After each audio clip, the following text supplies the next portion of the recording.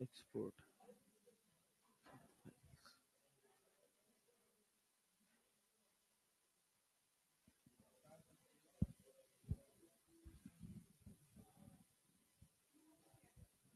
पता है हो गया।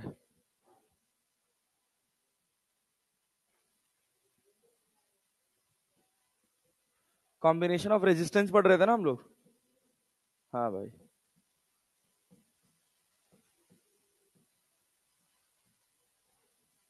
चलो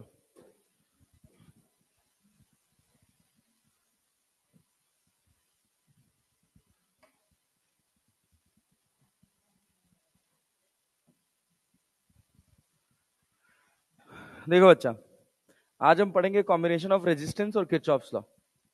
ठीक है ना, आसान टॉपिक है, ध्यान से पढ़ोगे तो सब समझ आएगा। कल वाली बात याद है? अरे कल वाली बात याद है? एक कॉम्बिनेशन था, पहला कौन सा? Series combination. सीरीज कॉम्बिनेशन की बात क्या थी भाई? बताओ बताओ बताओ कि आर इक्विवेलेंट किसके बराबर होगा? बोलो। R1 plus R2 plus so on Rn। ठीक है ना? अच्छा, सीरीज कॉम्बिनेशन में क्या सेम होता है? वोल्टेज की करंट। वोल्टेज डिफरेंट होगा और करंट सेम होगा। और क्या आपने को रेशियो पता है? V1:V2:VN इक्वल्स टू क्या? R1:R2:R3:Rn। यही तो होता है। और R इक्विवेलेंट जो होता है वो बड़ा होगा किससे? Largest resistance of combination. यही बात तो देखी थी। अच्छा, और क्या देखा था भाई? क्यों अजीब सा चल रहा है? अच्छा, और बताओ, और क्या पढ़ा था इसमें? कि अगर अपने को यहां से V1 लिखना हो तो क्या लिख सकते हैं? V1 क्या? बोलो। R1/R1 plus R2 plus so on Rn और इंटू V। ऐसे सेम एज V2 भी लिख सकते हैं। ठीक। अगर हम बात करें पैरेलल कॉम्बिनेशन का, तो पैरेलल कॉम्बिनेशन में क्या था बच्चा?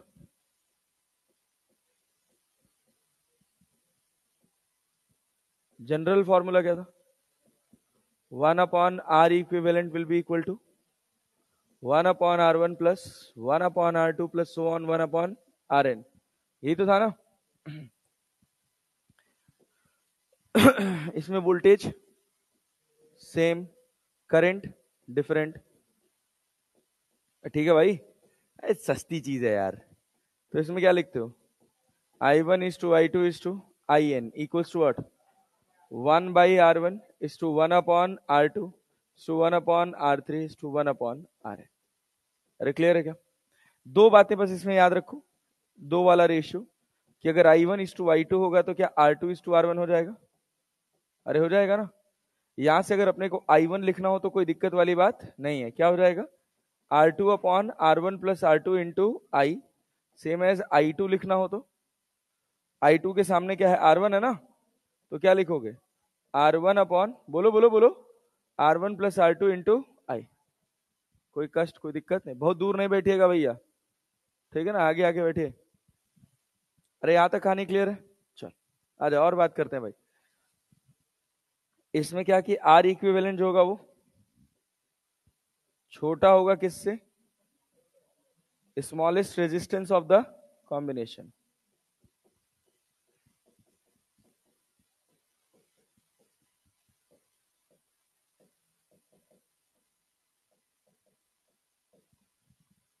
Smallest resistance of the combination.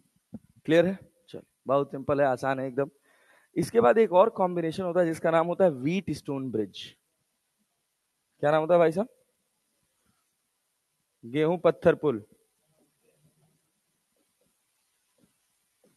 Wheat stone bridge. नाम सुना है पहले कभी? 12वीं क्लास में, मतलब एग्जाम दिए हो?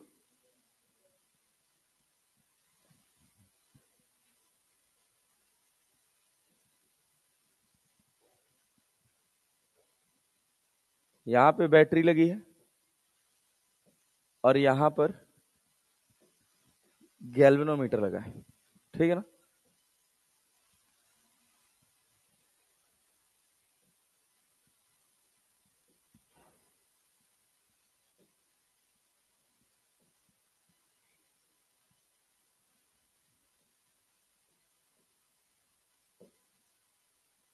तो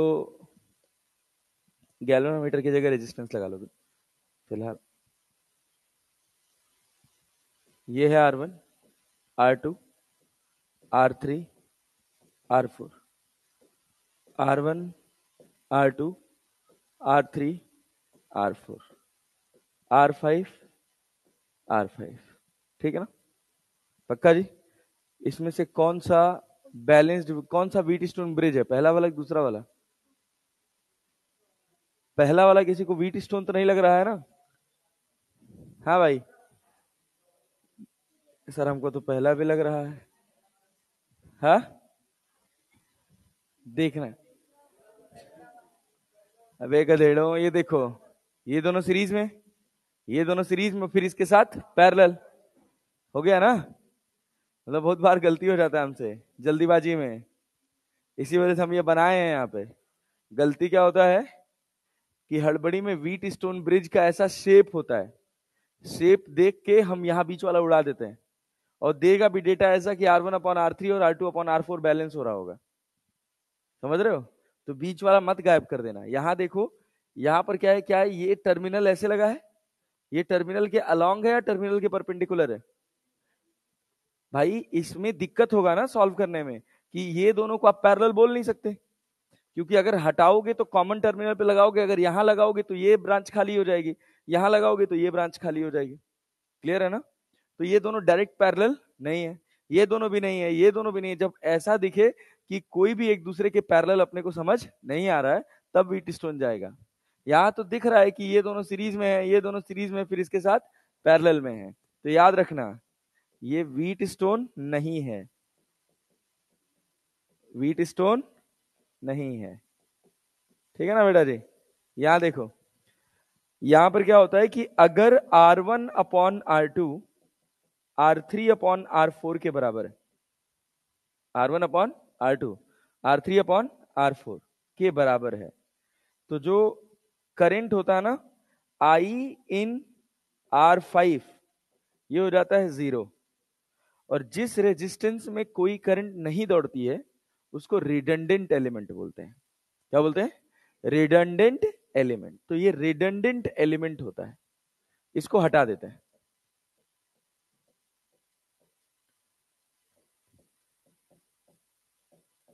तो जब इसको हटा दोगे तो क्या बनेगा? क्या ऊपर वाले दोनों सीरीज में हो जाएंगे, और फिर नीचे वाले दोनों सीरीज में, फिर उसके बाद पैरेलल, खत्म बात। ठीक, समझ गए बात? पल्ले पड़ा, यही था व्हीट स्टोन, एकदम सस्ता था। तो अब क्या होगा, R1 और R2 कैसे होंगे? R1 R2 कैसे होंगे? सीरीज में। और R3 और R4 कैसे होंगे? सीरीज में, फिर दोनों पैरेलल में। क्या सॉल्व हो जाएगा? अरे क्या सॉल्व हो जाएगा भाई? हाँ चलो, आसान है। अब सुनना, देखो ये एक कॉम्बिनेशन है, ठीक ना। तो जब भी हम R इक्विवेलेंट दो रेजिस्टेंसेस का पैरेलल में सॉल्व करते हैं, तो हम एक जनरल फॉर्मूला लिख लेते हैं। क्या? R1/R2 प्लस R1/R2 क्लियर है ना? पक्का जी। ये किसके लिए लगता है? For two resistances, in parallel. अब जैसे ये सवाल है, इस सवाल को अगर मुझे सॉल्व करना शुरू करना हो तो हम कहां से शुरू करें? इस तरफ से कि इस तरफ से? इस पे। ये टर्मिनल है ए और बी, कहीं से भी नहीं कर सकते हैं दीदी। ये टर्मिनल है ए, ये टर्मिनल है बी। हाँ, क्या इन दोनों को सॉल्व कर सकते हो? नहीं। सबको समझ आ रहा है? इन दोनों को देखो, दिक्कत क्या होती है मैं बता दूं। कभी भी तुमको निर्धारित करना हो कि हम कहां से सॉल्व करना शुरू करें, तो हम पॉसिबिलिटी हटाएंगे कि कौन सा सॉल्व नहीं हो सकता। तो सिंपल सी बात याद रखना, जो भी दो रेजिस्टेंसेस आप सॉल्व करोगे तो जिस भी टर्मिनल से वो हटाए जाएंगे आर इक्विवेलेंट उसी टर्मिनल पे जुड़ेगा। क्या क्या बोला मैं कि जहां से दो या दो से अधिक रेजिस्टेंस का फॉर्मूला लगाओगे, जहां से हटाओगे उन्हीं कॉमन टर्मिनल पे दोनों जुड़ने, आर इक्विवेलेंट जुड़ना चाहिए। अब जैसे मान लो अगर मेरे मन में ख्याल आता कि मैं इन दोनों को सॉल्व कर दूं, तो एक टर्मिनल ये रहा, एक टर्मिनल ये रहा, यहां से करंट आ रही, यहां से करंट आ रही, दोनों पैरेलल हैं। तो मैं अगर इन दोनों को हटाऊंगा तो मैं रेजिस्टेंस कहां लगाऊंगा? सोचो, यहां से हटा दिया और यहां से भी हटा दिया, आर इक्विवेलेंट का मतलब है कि तुमने एक रेजिस्टेंस बना दिया। तो अगर मैं यहां लगाऊंगा तो ये खाली हो जाएगा, और यहां लगाऊंगा तो ये खाली हो जाएगा, कोई खाली नहीं जाना चाहिए। क्लियर है ना? अब सुनो, अब मैंने सोचा इन दोनों को क्यों ना सॉल्व कर लूं। तो अगर इन दोनों को सॉल्व करूंगा तो आर इक्विवेलेंट या तो यहां लगेगा तो ये ब्रांच खाली हो जाएगी, और यहां लगेगा तो ये ब्रांच खाली हो जाएगी, कोई टर्मिनल खाली नहीं जाना चाहिए। तो हमने सोचा चलो इस कॉर्नर से देखते हैं। देखो 3 और 3 कैसे हैं? सीरीज में है ना। इस टर्मिनल से हटे और इस टर्मिनल से हटे, क्या इसी टर्मिनल पे 6 ओम का एक रेजिस्टेंस लगा सकते हैं? लगा सकते हैं ना? पक्का ना? अब देखिए इन दोनों लोग को हटा के यहां पे एक रेजिस्टेंस लग गया, कितने ओम का? 6 ओम का, क्योंकि ये दोनों कैसे जुड़े थे? सीरीज में। फिर 6 और 6 पैरेलल है ना। देखो इसी टर्मिनल से गए हैं, तो मतलब इनको हटा के अब हमारा एक रेजिस्टेंस हो गया कितने ओम का? 3 ओम का हो गया ना। अब ये सब तो गायब हो गया, फिर 3 और 3, 6 और 6 3 ना। फिर यहां क्या 3 ओम आ गया, फिर 3 और 3 6 और 6, फिर 6 और 3 मतलब 3 और 3, फिर 6 और 3 6 और 3 2, 6 और 3 2, 6 इंटू 3/6 प्लस 3। तो आर इक्विवेलेंट कितना रहेगा? आया क्या? अरे समझ आया भाई? आर इक्विवेलेंट बराबर कितना ओम आ गया? 2। दीदी टाइम से उठा करो थोड़ा। आर इक्विवेलेंट बराबर कितना? 2। समझ आया? देख लो भाई, आसान बात है, कठिन नहीं है। कठिन लग रहा हो तो बता दो, फिर मैं एकदम ऐसे हलवा सवाल लगाऊं पहला। बताओ, चलो बताओ, बता दो एक सवाल। ये 2 ओम है, ये 3 ओम है, ये तुम्हारा 4 ओम है, कितना आर इक्विवेलेंट कितना? 5। 3 2 5 4 9। सोचो अगर हम कह रहे हैं 2 ओम यहां लगा है, 4 ओम यहां लगा है, आर इक्विवेलेंट बताओ। बहुत बढ़िया, आर इक्विवेलेंट बनाओ। अब बोलो आर इक्विवेलेंट कितना होगा? कहां रखे? पागल हो गया?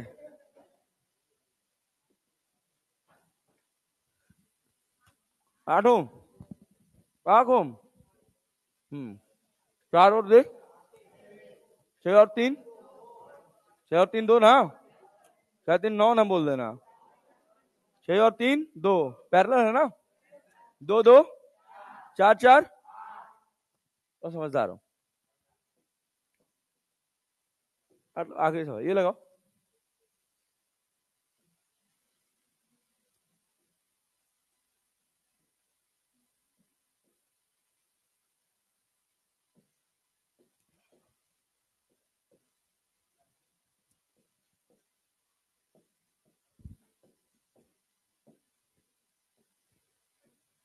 वाह,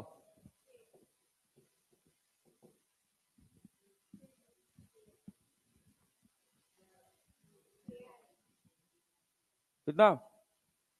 बोलो, ये बताओ 4 और 2 कैसे जुड़े? क्या पहले यही सॉल्व होगा? होगा ना। फिर 6 और 6 कैसे हैं, सीरीज में कि पैरेलल में? पैरेलल में है वे। तो 6 और 6 क्या 3 हो जाएगा? समझ रहे हो ना कैसे सॉल्व कर रहा हूं?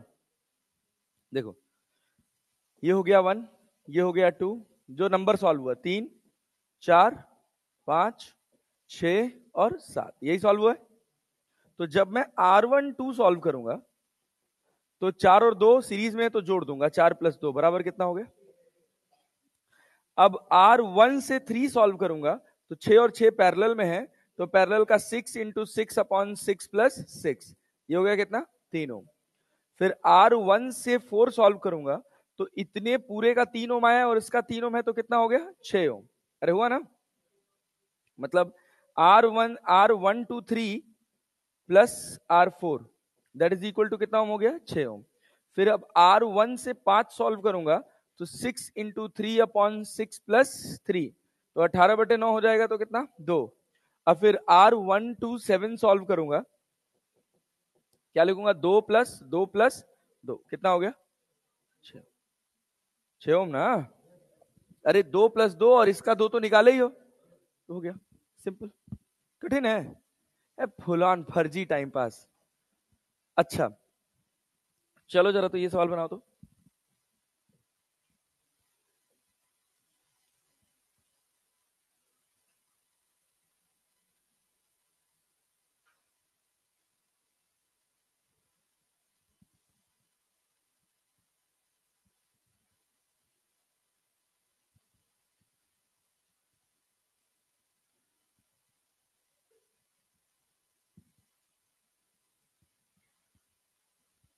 रुक जाओ,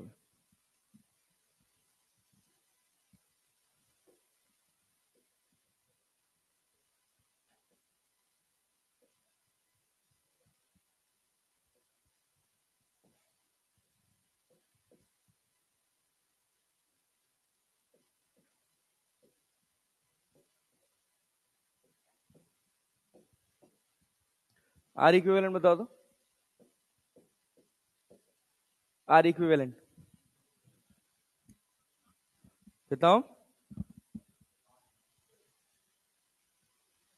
देख लो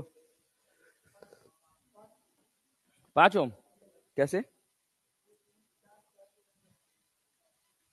शॉर्ट सर्किट हो गया? हाँ भैया शॉर्ट हो गया। देखो होता क्या है, सुनना यहां ध्यान से सुनना, यहीं से कॉन्सेप्ट आएगा आगे का। जब कभी भी ऐसा वायर लगा हो जिसमें कोई रेजिस्टेंस ना हो, तो अगर यहां पर पोटेंशियल एक्स है तो यहां पर भी पोटेंशियल, इसका मतलब दोनों एक ही जगह लाई कर रहे हैं, ठीक ना। तो अगर यहां से उठा के यहां जोड़ दूं मैं, तो क्या इसका देखो 4 ओम का दोनों टर्मिनल एक्स ही है क्या? करंट रेजिस्टेंस में हमेशा कैसे दौड़ती है? हायर पोटेंशियल से। क्या इस रेजिस्टेंस में, क्या इस रेजिस्टेंस में दोनों टर्मिनल पे पोटेंशियल सेम है कि अलग? सेम है, तो इसमें कोई करंट, तो इसमें तो करंट जाएगी ना, क्यों? यहां भी तो पोटेंशियल सेम है। क्या सिखाया था? कनेक्टिंग वायर का रेजिस्टेंस क्या होता है? अरे क्लैरिटी है ना दीदी? कहां रह गई थी? कहां है? जरा इधर आइए, इधर इधर इधर। अरे अरे यही तो यहाँ का दिक्कत है, मुंह देखने नहीं देता है ये पिलर। कहां रह गई थी आप? तोड़वा,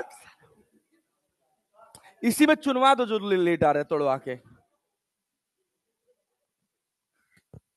चलो भाई सुनना, अरे ड्रिफ्ट वेलोसिटी में समझाए थे ना, कनेक्टिंग वायर में करंट दौड़ने के लिए पोटेंशियल डिफरेंस का होना जरूरी, क्योंकि इसका रेजिस्टेंस क्या हो जाता है 0। अरे क्लियर है ना?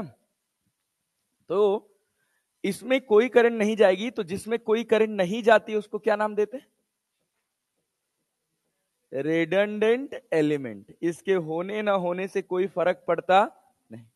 अरे बात बुझे कि नहीं? इसके होने ना होने से कोई फर्क पड़ता नहीं। तो फिर क्या ये दोनों पैरेलल हो जाएंगे? अरे होंगे ना, 2 और 2 पैरेलल कितना हो गया 1, फिर 2 1 3 2 5। अरे समझ गए तुम लोग क्या भाई? समझ गए ना? ये सवाल का आंसर बताओ।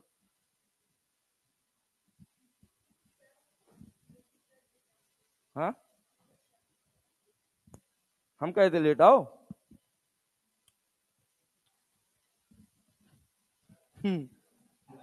अभी और आगे आएगा, चिंता मत कर। ये बना पहले। हाँ भगवान तुम्हारा नीट में सिलेक्शन कराए। अरे वाह, हाँ 3R, वेरी टैलेंटेड।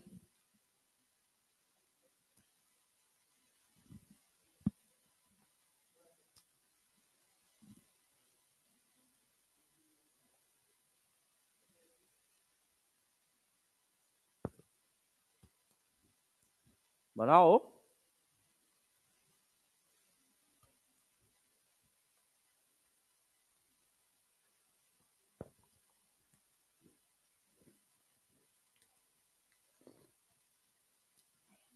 ये बताओ, सुनो,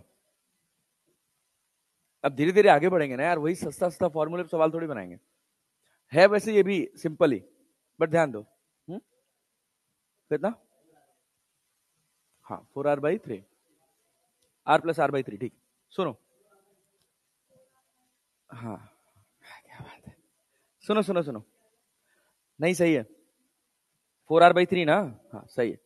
सुनो इधर ध्यान दो, मुद्दे वाली बात क्या है कि हमको एक डाउट पैदा हो सकता है कि सर अगर ये दोनों पैरेलल हैं तो हम इन दोनों को हटा के अगर एक रेजिस्टेंस यहां लगाएंगे तो ये टर्मिनल खाली हो जाएगा, यहां लगाओगे तो ये टर्मिनल खाली हो जाएगा, लेकिन ऐसा होता नहीं। क्यों? सोचना, यहां पर अगर मैं x लिखूं तो देखो यहां पे भी क्या लिखूंगा और यहां पर भी क्या लिखूंगा। क्यों? क्योंकि सब क्या है, कनेक्टिंग वायर है। अगर अभी यहीं बीच में रेजिस्टेंस लगा देता ना एक तो अभी नानी याद आ जाती सॉल्व करने में। बात समझ रहे हो ना? अब सोचो, अगर हम यहां लिखें y तो यहां भी y, तो यहां भी, यहां क्या है p, तो जो रेजिस्टेंस तुम हटा रहे हो वो x से ही तो हटा रहे हो, p और x के बीच में से ही तो हटा रहे हो, और लगाओगे भी कहां, p और x के बीच में। क्लियर है ना? तो हमको दिखता है कि सर्किट अनब्रेकिंग मतलब ब्रेकिंग सिचुएशन में है, बट वो सर्किट ब्रेक होता नहीं। तो ये दोनों हो जाएंगे पैरेलल में, तो क्या हो गया R/2। फिर ये तीनों कैसे हो जाएंगे पैरेलल में, तो क्या हो गया R/3। फिर कैसे हो जाएंगे दोनों R/2, तो R इक्विवेलेंट कितना हो गया बेटा जी? हाँ 8R/6 मतलब 4R/3। अरे पूछ गए, समझे भैया? चले आगे बढ़े। यस आई, और बात करते हैं। जैसे ये देखिए, क्या ये व्हीट स्टोन है? कैसे पता चलेगा? क्या इसको इससे डिवाइड कर दें, 10/5 कितना आया 2, और 6/3 भी क्या आया 2। क्लियर है क्या? अरे क्लियर है क्या? अरे चाहे इसको डिवाइड कर लो चाहे इसको डिवाइड कर लो, 10/6 करोगे तो 5/3 ही तो होता है 10/6। हाँ मतलब ऐसे वाले, या तो ये दोनों या तो ये दोनों, नहीं तो ये दोनों और ये दोनों।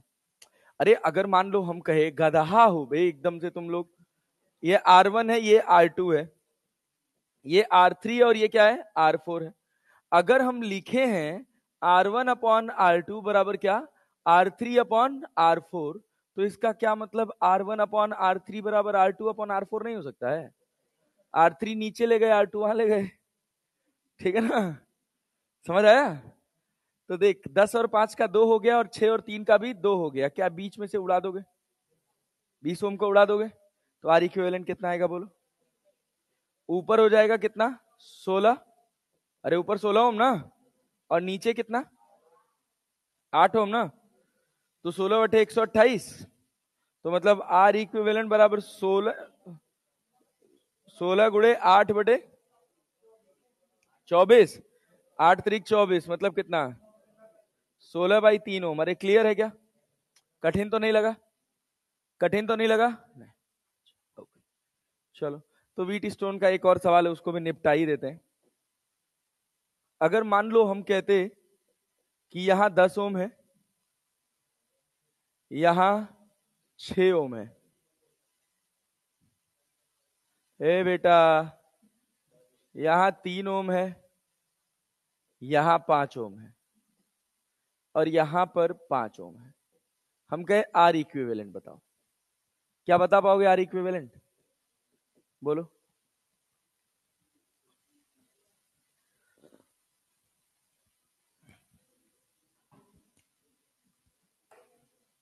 क्या ये बैलेंस्ड है? बैलेंस्ड है, तब सॉल्व करो। जो जो आर इक्विवेलेंट निकाल देगा उसको 50 रुपए इनाम।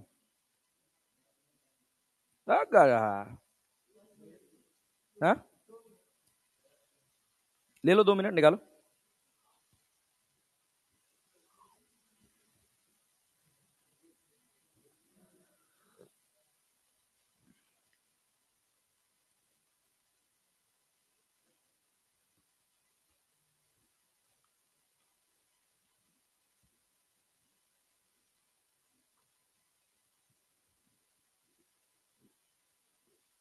पता चल रहा कौन सीरीज कौन पैरेलल।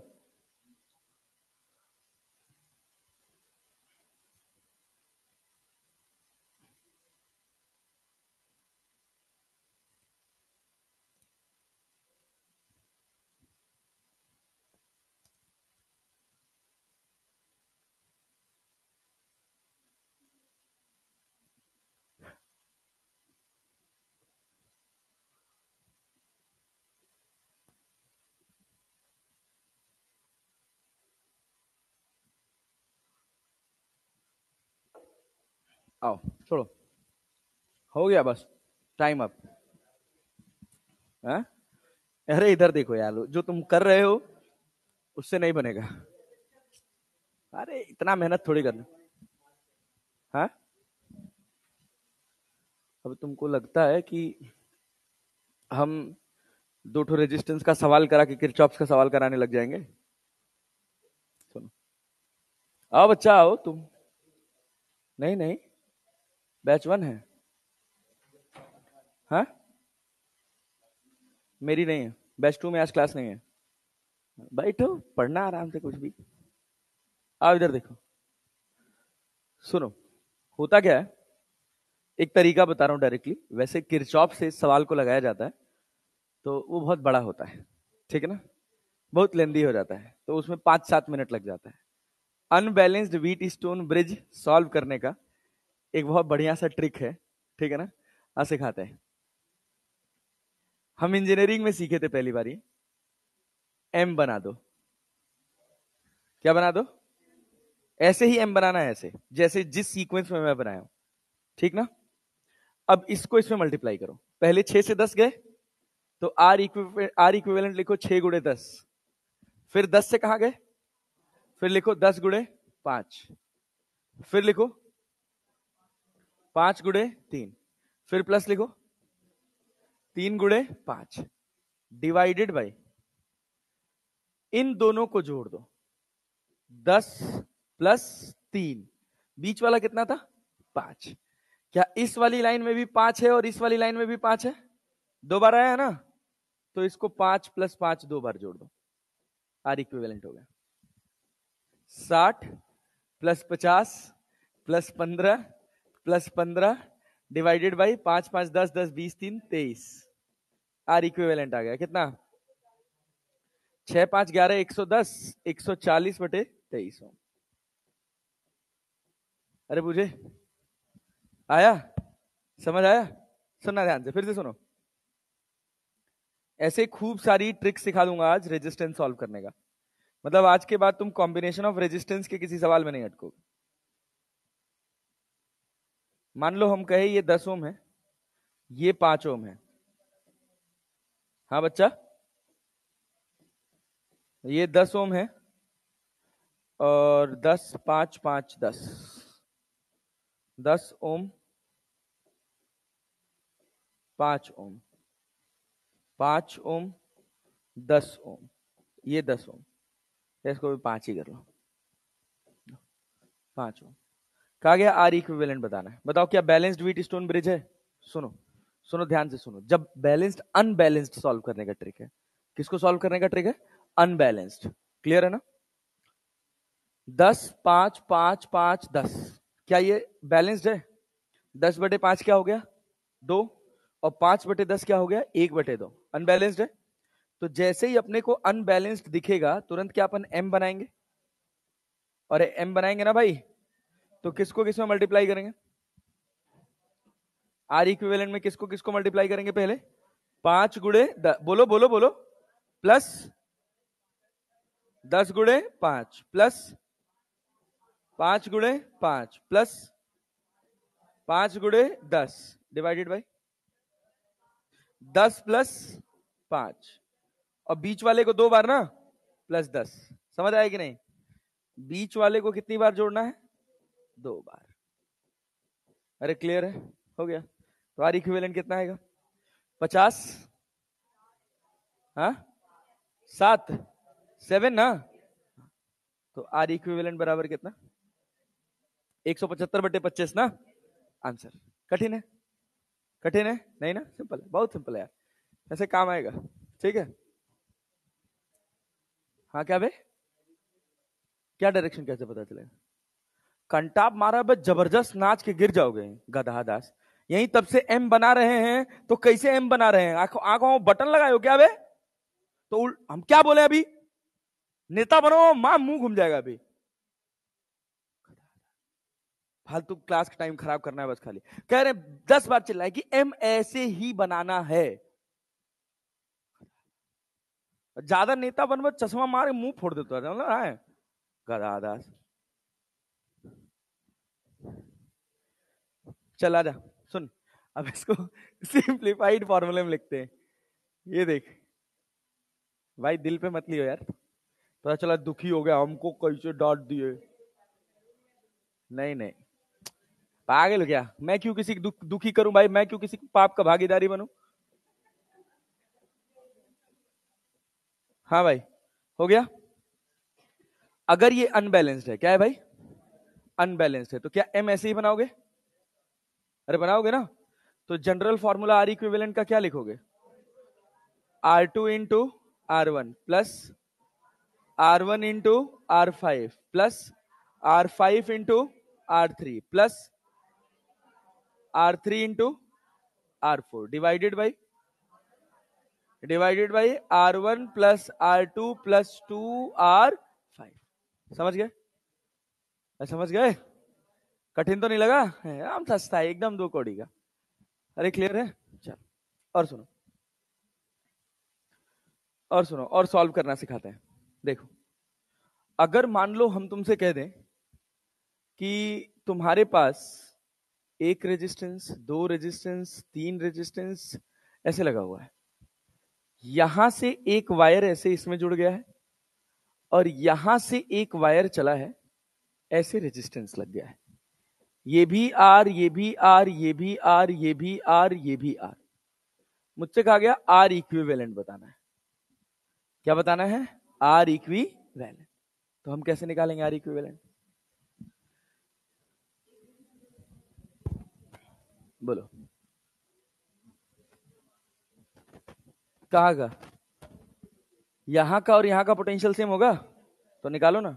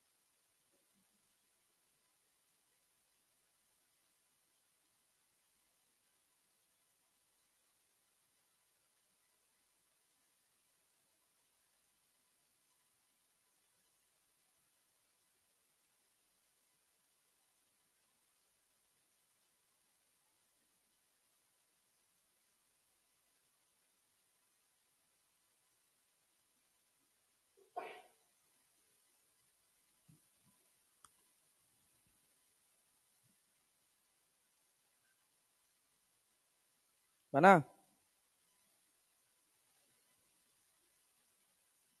अगर इतना टाइम लग रहा है ना, हाँ 2 आ रहेगा।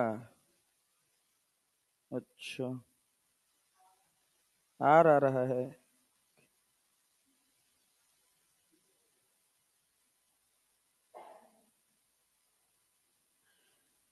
गधा हो एकदम से बड़े वाले गधा हो। सवाल कहाँ है यार? हाँ। पहले ये देखो, सुनो, इसमें तो कुछ बड़ी बात नहीं है, ठीक है ना। पहले रुको, सर्किट डायग्राम ड्रॉ कर लें एक और सवाल का, वरना सवाल गायब हो जाएगा।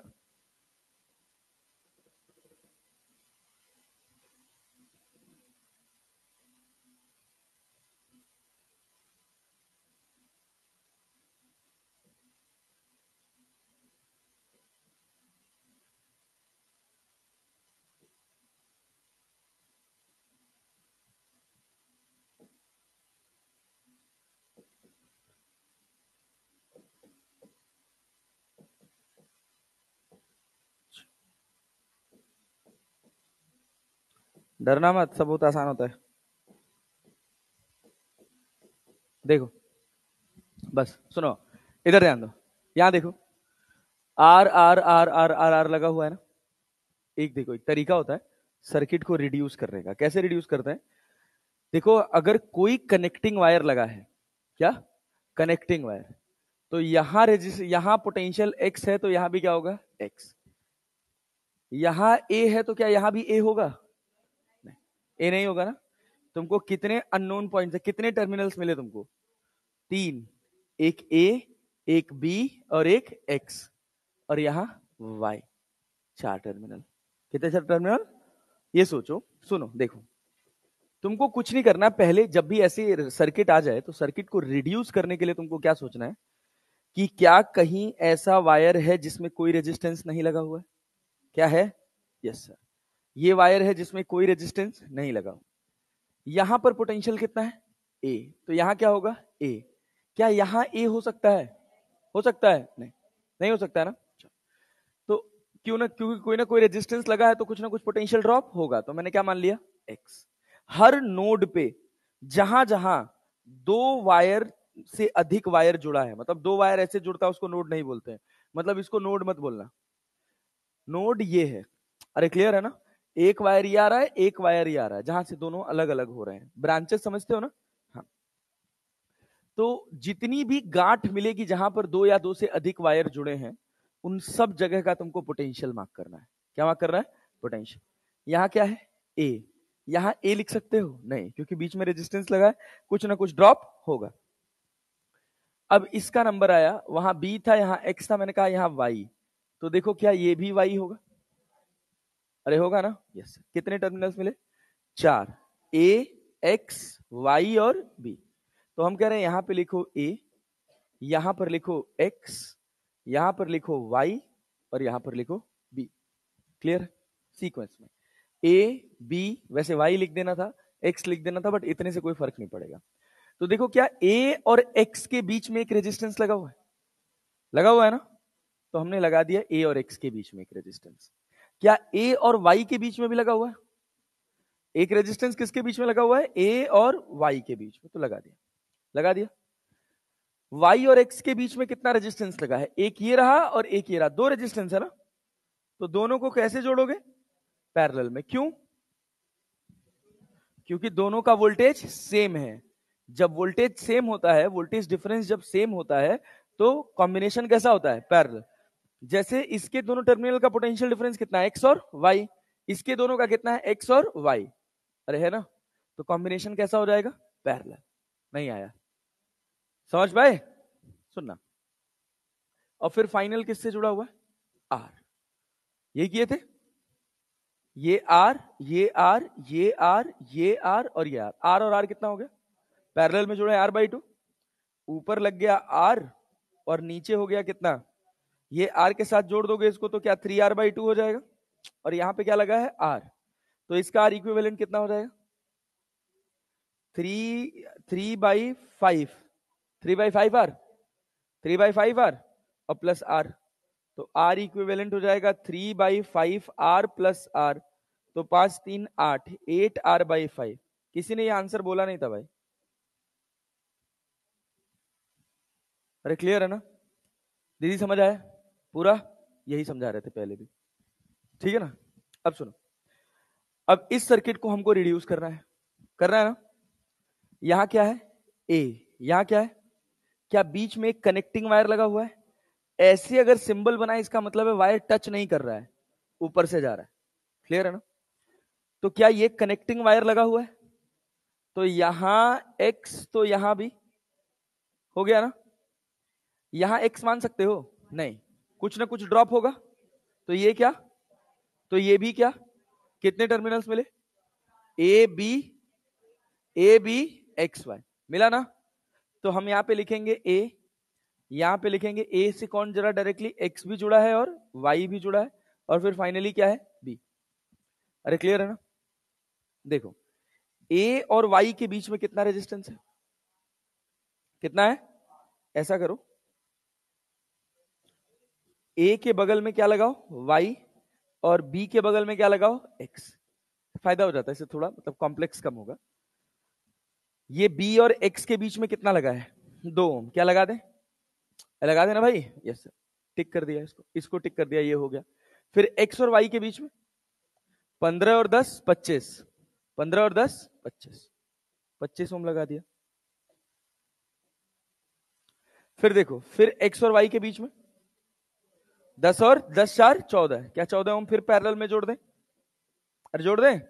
फिर एक्स और वाई के बीच में देखो, ये दोनों ये सब सॉल्व हो गए, कितना 50 ओम, क्या यहां जोड़ दें, अरे जोड़ दिया रे 50 ओम भाई, 15 ओम लिख रहा हूं,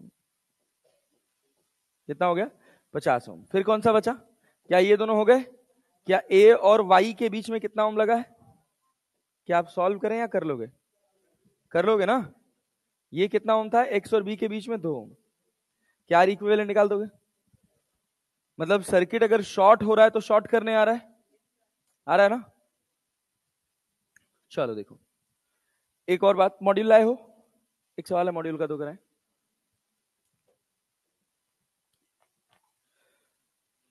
जग में सुंदर है दो नाम, चाहे कृष्ण कहो चाहे राम।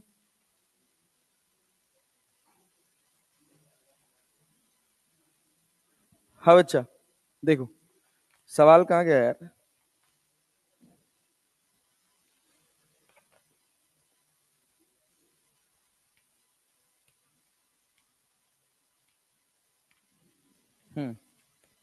देखो ऐसे क्वेश्चंस होते हैं जिसमें मल्टीपल टर्मिनल्स होते हैं,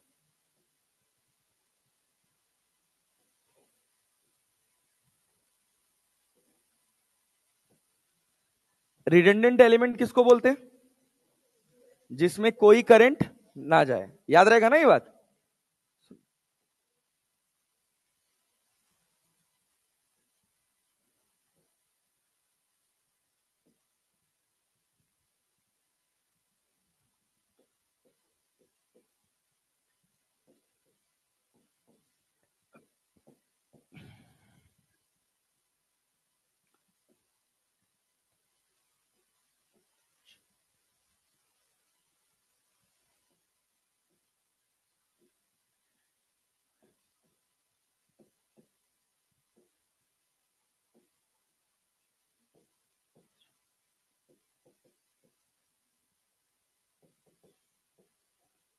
कोई रेजिस्टेंस बचा, सब हो गया।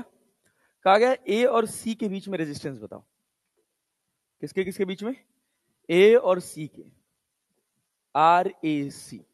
तो देखो पहले तो इसमें छाटो कौन कौन रिडंडेंट एलिमेंट है, बोलो क्या ये काम करेगा, ओपन टर्मिनल है ना, कोई काम करने वाला नहीं, ये करेगा, ये करेगा नहीं करेगा, क्या यहां पे शॉर्ट हो रहा है, तो जो पोटेंशियल यहां पर वही पोटेंशियल यहां पर, क्या इसका रेजिस्टेंस 0 है, करंट सारी इसमें चली जाएगी, ये भी रिडंडेंट और ये भी रिडंडेंट। अब क्या सॉल्व कर पाओगे, नहीं समझ आया मैंने क्या किया, आया कौन है था, पल्ले नहीं पड़ा था ना, कैसे पड़ी, तो बदकही में व्यस्त हो, दिमाग लगा थोड़ा। देख बेटा क्या बोला मैंने, किसी भी ओपन रेजिस्टेंस में कोई करंट दौड़ता, टर्मिनल ए और सी कहने का मतलब है कि एक बैटरी का पॉजिटिव ए पर लगा है और नेगेटिव सी पे लगा है, मतलब ए से करंट जाएगी और सी पर करंट रिसीव हो जाएगी, हो जाएगी। क्या इसमें कोई करंट जा पाएगी, नहीं, ये तो ओपन है ना यार, अरे वायर लटक रहा है भाई, क्लियर है ना, फ्री एंड है, फ्री एंड में करंट हमेशा क्लोज्ड सर्किट में जाती है, तो ये ओपन है नहीं जाएगी, ये भी ओपन है नहीं जाएगी, ये भी ओपन है नहीं जाएगी। जो पोटेंशियल यहां है वही पोटेंशियल यहां है, क्योंकि बीच में क्या लगा हुआ, कनेक्टिंग वायर। क्या लगा हुआ? अगर इन दोनों को मैं उठा के यहां जोड़ दूं तो इसका सिंपल सा मतलब हो जाएगा कि ये तुम्हारा 1.8 ओम वाला रेजिस्टेंस है और ये 2 ओम वाला रेजिस्टेंस है। अब दोनों को एक ही टर्मिनल पे जोड़ दिए तो ये किसी काम का रहेगा नहीं। और इस टर्मिनल पे क्या हो रहा है, यहां से करंट आ रही है, यहां जा रही है, तो करंट यहां डिवाइड होगी इसमें नहीं। क्यों? Current always follow simplest path. यहां से आई इधर चली गई, क्योंकि इधर रेजिस्टेंस लगा हुआ था, तो इसमें कोई करंट जाने वाली नहीं है। अब बना पाओगे? चलो, कितना? क्या 3 1 4 हो गया? 4 4 2 और 2 1, 5 1 6, 6 2 8। यस, आर इक्विवेलेंट 8 हो। समझना कैसे सॉल्व किया हमने? अब देखो, कुछ जादू नहीं है, एकदम सस्ती सी बात है। इसको उठाओ और यहां ऐसे,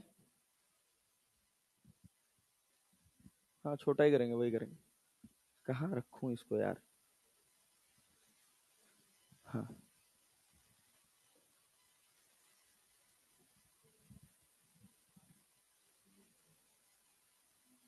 3 हो गया, एक एक करके पहले इसी को छोटा करते हैं। क्लियर है ना भाई? दिख रहा ना? अब इसको यहां से कॉपी करके यहां उठा लेते हैं।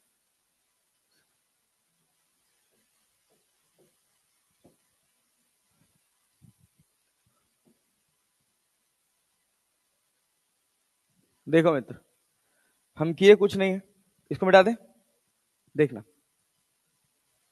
जो बहुत कष्ट लग रहा है, कष्टदायी हो रहा है, जो रिडंडेंट है उसको मिटा दो, इसका कोई मतलब नहीं है। नहीं, ये देखो गायब हो गया, ये मत गायब कर देना, ये 1 ओम हो गया। क्लियर है ना? सारे रिडंडेंट हटा दिए। अब क्या देखो, 3 और 1 कैसे सीरीज में ना, सीरीज में 4 और 2, फिर 4 के साथ पैरेलल में, सब इसी टर्मिनल पे तो लगे हुए हैं। तो इस सबको सॉल्व करने के बाद क्या 1 ओम आएगा? आएगा भाई। 1/4 प्लस 1/2 प्लस 1/4 करोगे तो ये 1 ओम हो जाएगा।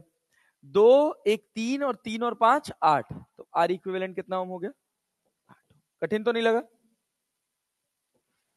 देख लो, कुछ कठिन लग रहा है? सिंपल है थोड़ा। हाँ, थोड़ा लेवल अप किया जाए, ऐसे सवाल बना ले जाओगे? अरे बना लोगे ना? पक्का ना? आ जाओ, देखो कहानी में थोड़ा आगे बढ़ते हैं। देखो, आर इक्विवेलेंट निकालने में एक मेथड होता है जिसको बोलते हैं मेथड ऑफ सिमेट्री। क्या बोलते हैं? Method of symmetry. Method of symmetry देखो क्या कहता है। बच्चा बहुत ध्यान से सुनोगे तो एक बार में समझ जाओगे, वरना ये ऐसा टॉपिक है कि पहली बार नहीं आया तो जीवन भर लेक नाचते रहोगे, क्या करें। तो इसको जनरली मिरर सिमेट्री बोला जाता है, ठीक है ना? लेकिन अपन इसको मिरर सिमेट्री के नाम से नहीं पढ़ेंगे, इसको पढ़ेंगे पैरेलल एक्सिस ऑफ सिमेट्री। क्या पढ़ेंगे? Parallel axis of symmetry. और दूसरा पढ़ेंगे परपेंडिकुलर एक्सिस ऑफ सिमेट्री। इतनी जबरदस्त चीज है ना कि मतलब तुमको मजा आ जाएगा।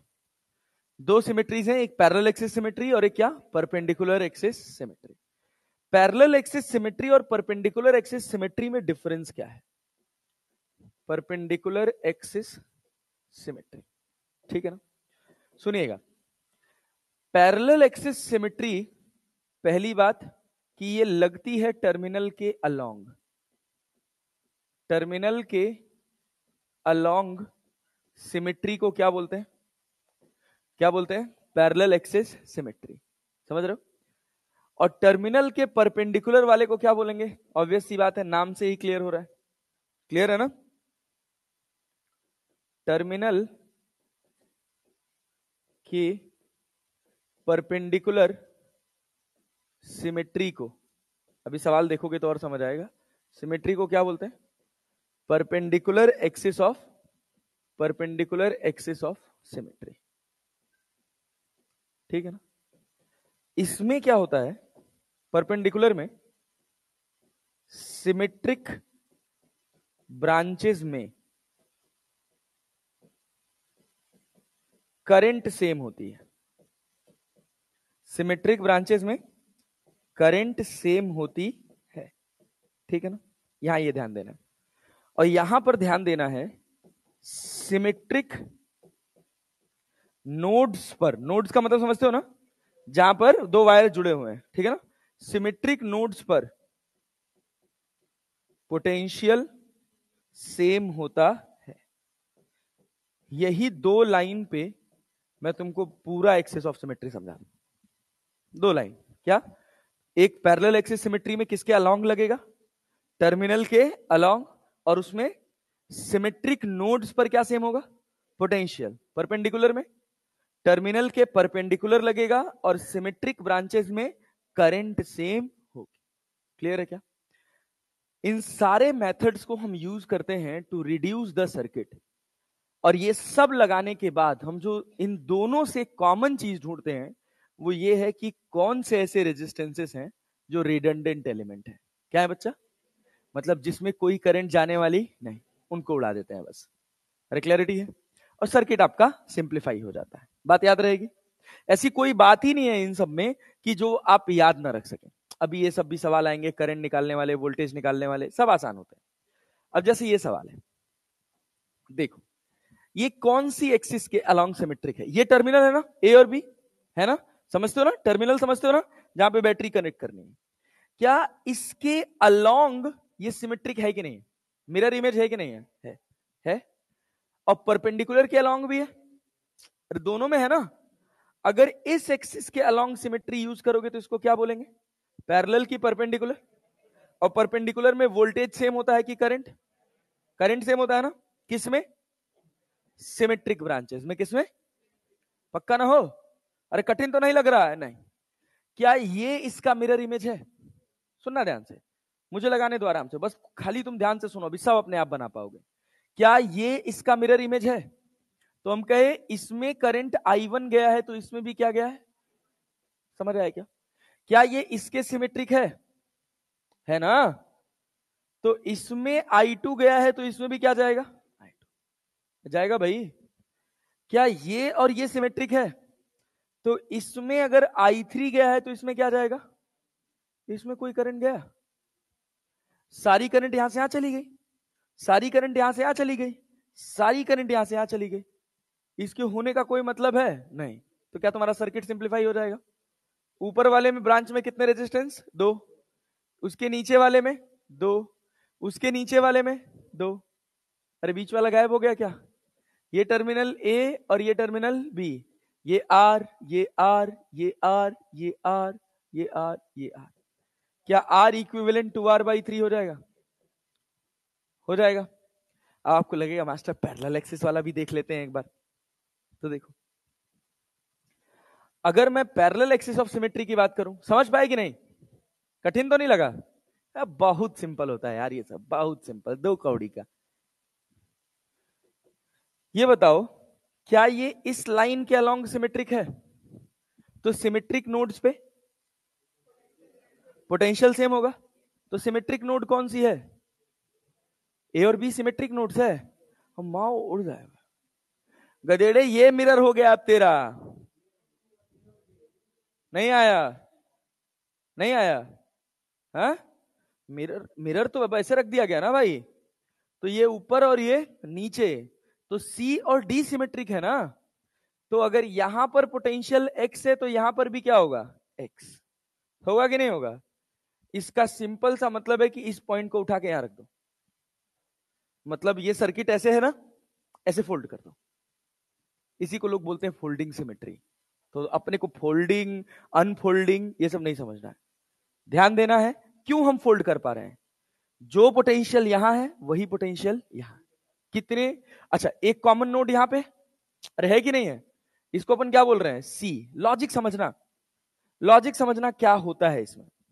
हमारे पास 4 अननोन पॉइंट है, ए सी बी और एक्स, है कि नहीं है? अरे है ना, अब जोड़ते चले जाओ।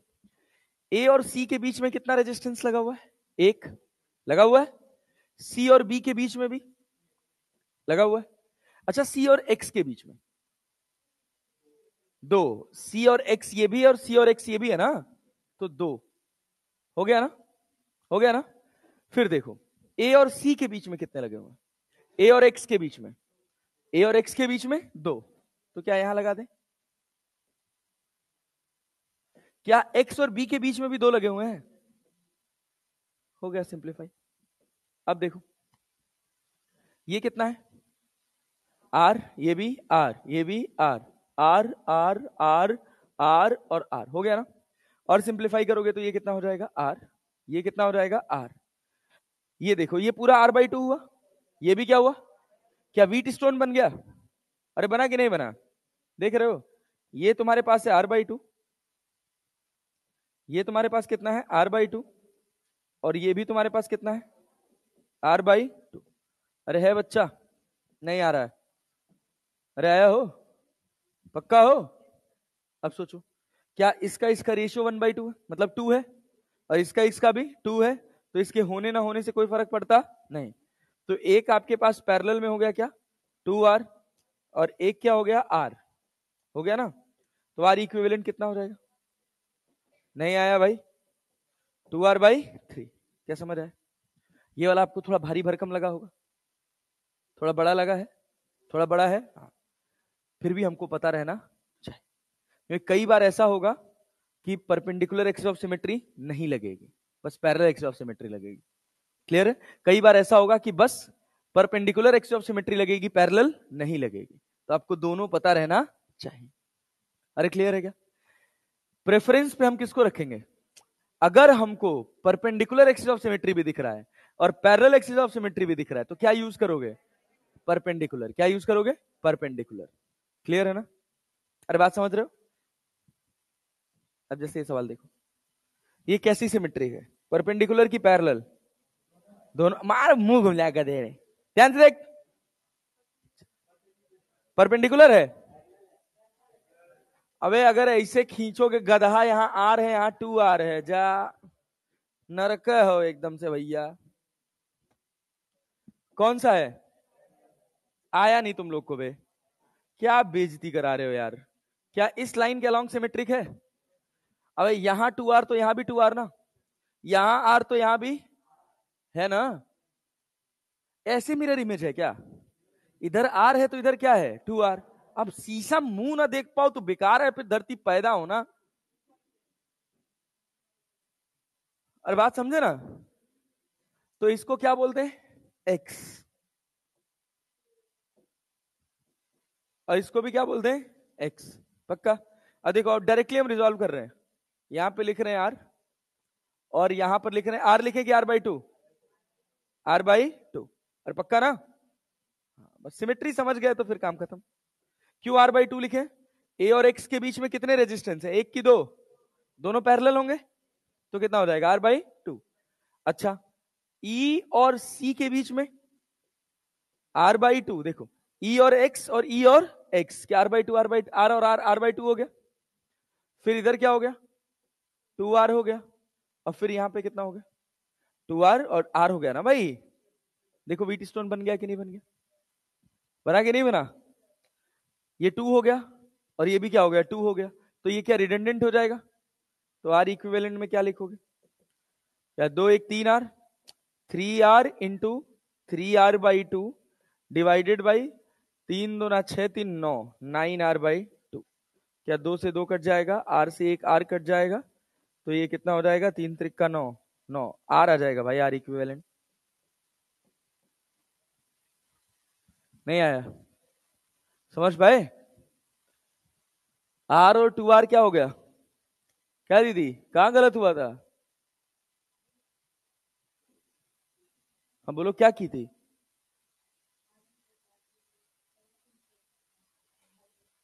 हैं? क्या कह रही? जितना तेज आंसर निकालती, थोड़ा कंट्रोल रखा कर, थोड़ा ध्यान से सॉल्व क्वेश्चन सॉल्व किया कर। तो दोनों आर ले लिया। सवार ले लिया। तो सवारी होता तो मैं इतनी देर से ज्ञान काहे दे रहा होता कि परपेंडिकुलर एक्सिस ऑफ सिमेट्री नहीं लगेगा। जागो, थोड़ा दिमाग खोलो। अरे हुआ। चलो ये देखो, सब आसान है, एकदम सस्ता, घबराना नहीं है बस। कैसे सिमेट्रिक है, पैरेलल, परपेंडिकुलर या दोनों? तो अपन कौन सा प्रेफर करेंगे? परपेंडिकुलर ना, करेंगे ना। सोच, जो करंट इसमें गई है क्या वही इसमें आएगी? ये दोनों ही तो मिरर है ना। जो करंट इसमें गई है क्या वही इसमें आएगी? देखना, ऐसे गई है ना, गई है ना, ये ऐसे गई है ना, और ये सीधी गई है ना। इस नोड पे कोई डिस्ट्रीब्यूशन हुआ? कोई डिस्ट्रीब्यूशन हुआ नहीं। तो इस नोड के होने ना होने का कोई मतलब। अरे यहां वाली करंट इसमें चली गई, सीधी वाली करंट सीधी चली गई, और ये वाली करंट इधर चली गई, तो इसका कोई मतलब नहीं है। छटका दो इसको, हटाओ। तो क्या बनेगा भैया, ये आर हो गया, ये आर हो गया, और ये आर हो गया है ना। फिर क्या करोगे?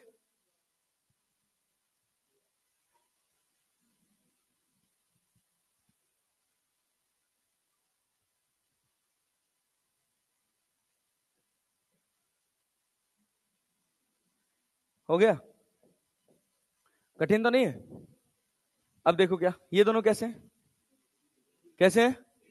इसके साथ, फिर तीनों, फिर ये दोनों, फिर ये भी पैरेलल, सीरीज, फिर सीरीज, फिर तीनों। हो गया सवाल। नहीं आया? आया भाई, आया। ये सिमेट्री था। रुको, उतारोगे क्या यार, सवाल बनाओ ना, हम सवाल दे रहे हैं। उतारना घर जाके आराम से। लो, रुको, चलो ये सवाल बनाओ तो।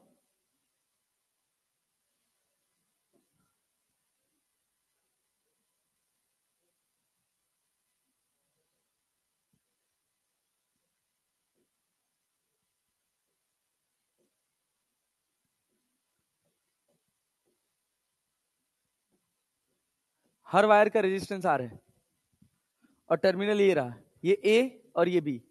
बनाओ। सबका आर है, हर वायर का रेजिस्टेंस आर है। आज जरूरी ऐसे लिखे, ऐसे बनाए? एक गधेड़ो, ऐसे शेप बन के आ जाएगा कि every wire has resistance R.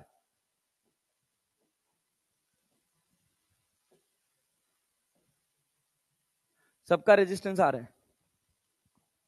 क्या लगाओगे, पैरेलल एक्सिस ऑफ सिमेट्री या परपेंडिकुलर? हाय, टर्मिनल के अलोंग जो सिमेट्री लगेगी उसको क्या बोलते हैं? सर ऐसी वाली लाइन को परपेंडिकुलर बोलते हैं हमेशा। ये यार कैसे टाइम पास आदमी हो बे तुम लोग।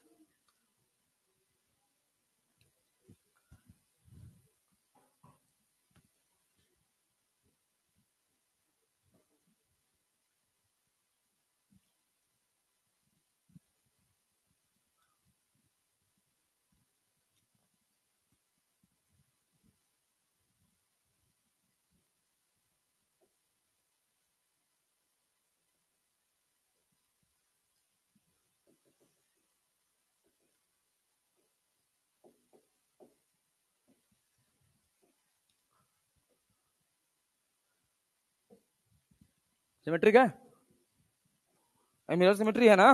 ये कौन सिमेट्री है, पैरेलल की परपेंडिकुलर? पैरेलल है ना। क्यों? टर्मिनल के अलोंग है ना। अरे है कि नहीं है? तो कौन सी सिमेट्री है? पैरेलल है ना। तो किसको उड़ाओगे? कौन कौन से टर्मिनल का पोटेंशियल सेम होगा? इसका, इसका क्या लिखें, एक्स। तो इसका क्या लिखोगे? तो तुम लोग कॉन्फिडेंस क्यों नहीं दिखाते हो यार? इसका वाई, तो इसका भी। जब पोटेंशियल सेम होगा तो इसमें कोई करंट जाएगी? इसमें कोई करंट जाएगी नहीं, मिटा दो।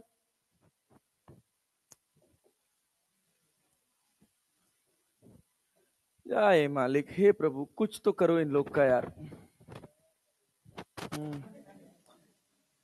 थोड़े मेरे हिस्से जो दया करते हैं वो इनके हिस्से में डाल दीजिए। मैं, मेरे ऊपर तो करते ही हैं भगवान भाई।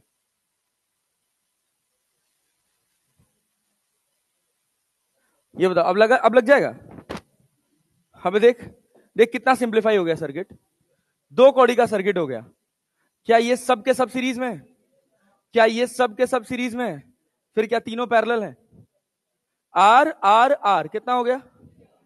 गधा। फिर कितना? फिर आर, फिर इधर कितना? 3R, ये 3R, ये 3R और ये R, 3R/2 और R कितना हो गया? 3 1 4, 3R/3, हाँ 3R/5, 5, हाँ खत्म बात। 3R/5 की 3R/4? 3R/5, हाँ 3R/2 हुआ था ना, हाँ ठीक है, 2 3 2 5, यस गुड जॉब, बढ़िया। आर इक्विवेलेंट आ गया। कितना भयानक भयानक सर्किट लग रहा था, क्या रिजॉल्व करें, क्या छोड़ें, क्या पकड़े, और तुमको बस जो बात बताई उसी पे ध्यान नहीं दे रहे हो। जो भी कॉमन टर्मिनल है, जो सिमेट्रिक टर्मिनल है, उन टर्मिनल पे पोटेंशियल सेम। तो इसको भी उड़ा दिया, इसको भी उड़ा दिया। अरे उड़ा दिया, नहीं आया, समझ पाए? बस यही है, और क्या। लो एक सवाल और बनाओ।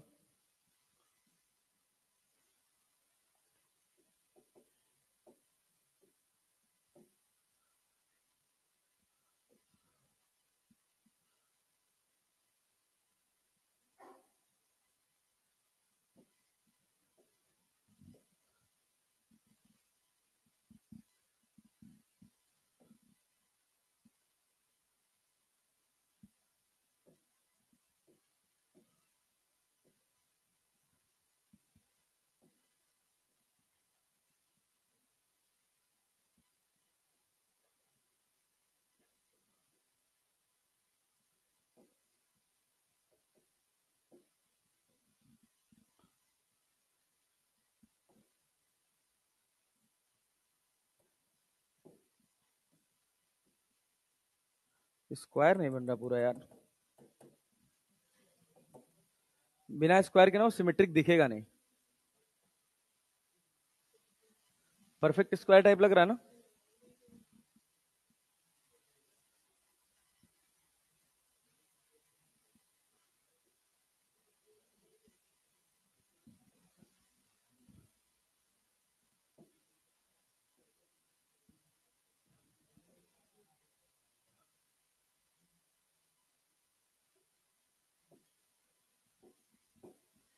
लो, अरे तो ये सवाल जो है ना, ये सिमेट्री में तुम्हारा दिमाग खोल देगा।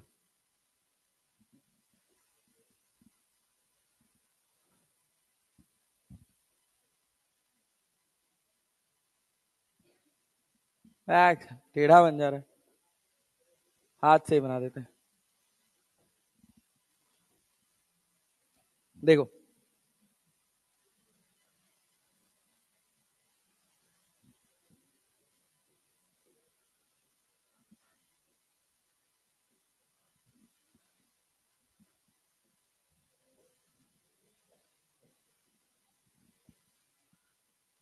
हर ब्रांच का रेजिस्टेंस आर है, हर ब्रांच का रेजिस्टेंस आर है, ठीक है, बना पाओगे? क्या करोगे, कौन सी सिमेट्री लगाओगे, पैरेलल की परपेंडिकुलर? परपेंडिकुलर प्रेफर कर लेते हैं। क्यों, क्या फायदा होता है उसमें? क्या सब में करंट सेम हो जाता है? क्या इसमें जो करंट जा रही है वो इसमें चली जाएगी, जो करंट इसमें जा रही है वो इसमें चली जाएगी, इसकी वाली करंट इसमें चली जाएगी, सेम ये इसमें चली जाएगी, ये वाली इसमें चली जाएगी। इसमें कोई गया? इसमें कोई गया नहीं, ये दोनों रिडंडेंट हो गए। तो देख, ये दोनों, ये दोनों, फिर दोनों, फिर चारों, अरे हो गए ना, मतलब तीनों सीरीज हो गए ना। फिर ऊपर वाले दोनों, नीचे वाले दोनों, फिर सारे।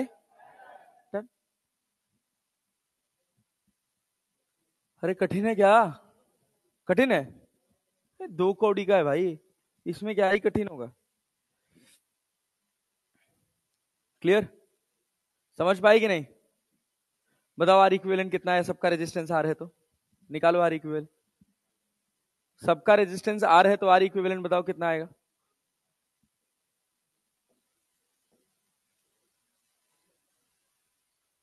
कोई बोर्ड पे नहीं देखेगा?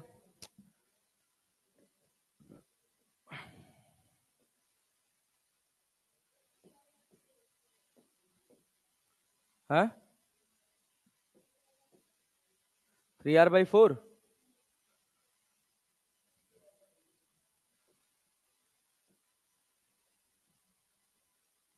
ठीक 3r/4 देखो ऐसे कितना भयावह सा दिखता है, थोड़ी सी सिमेट्री आती हो तो ऐसा सर्किट हो जाता है तुरंत, 1 सेकंड में भीगी बिल्ली। समझ आया ना? तो अगर कभी भी कॉम्बिनेशन ऑफ रेजिस्टेंस का सवाल आएगा जो थोड़ा टिपिकल लगेगा तो उसमें क्या ध्यान देना है कि सिमेट्री है। क्लियर है ना? अच्छा और आगे बढ़े, आगे बढ़े भाई। एक और बात समझाते हैं। देखो अगर मान लो हम कहें कि ये हमारे पास एक क्यूब है, क्या भाई साहब? क्यूब, सबका साइड ए है। इसका तो ऐसे याद भी कर लेना,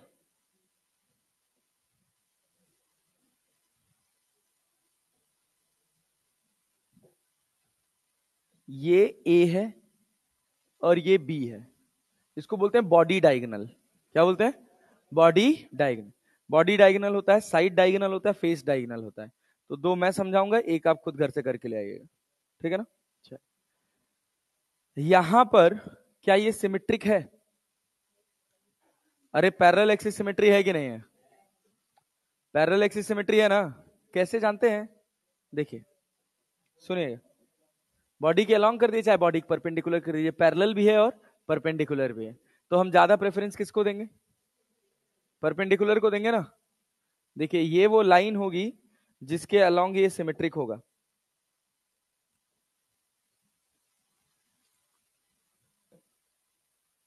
पूरा भर जा रहा है, लाइन खींचना पड़ेगा ना।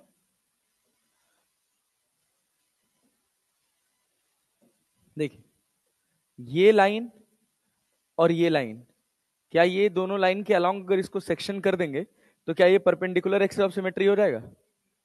अरे होगा कि नहीं होगा? मिरर इमेज होगा ना। देखो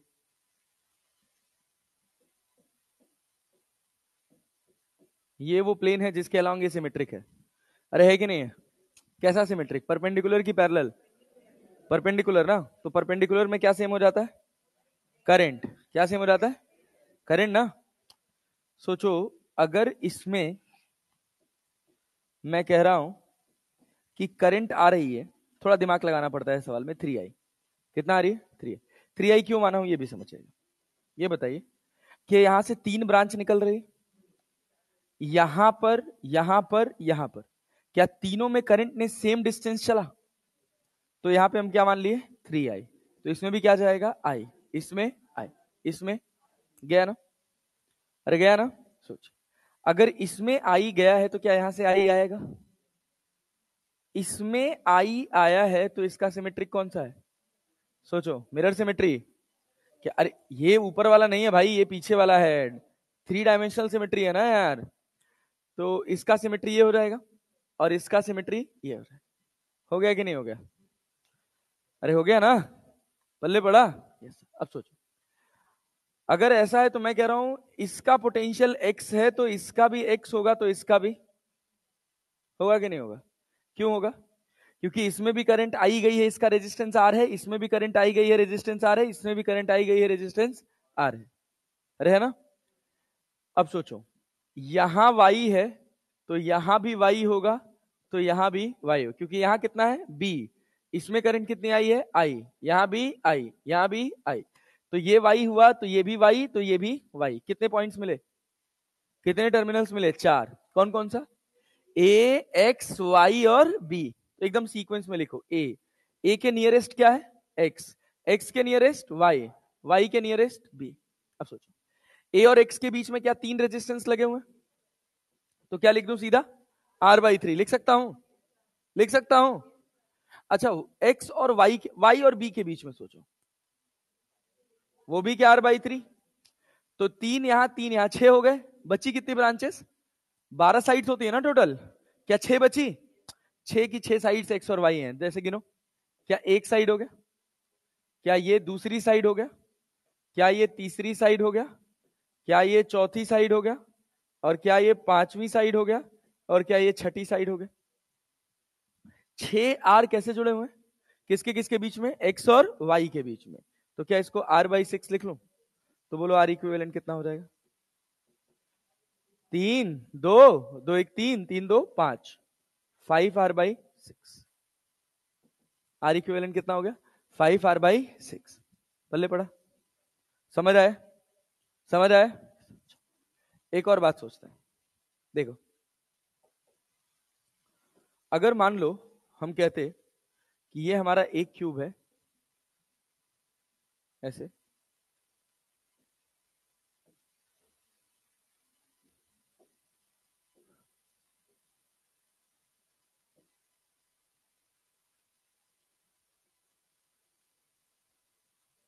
ठीक है ना?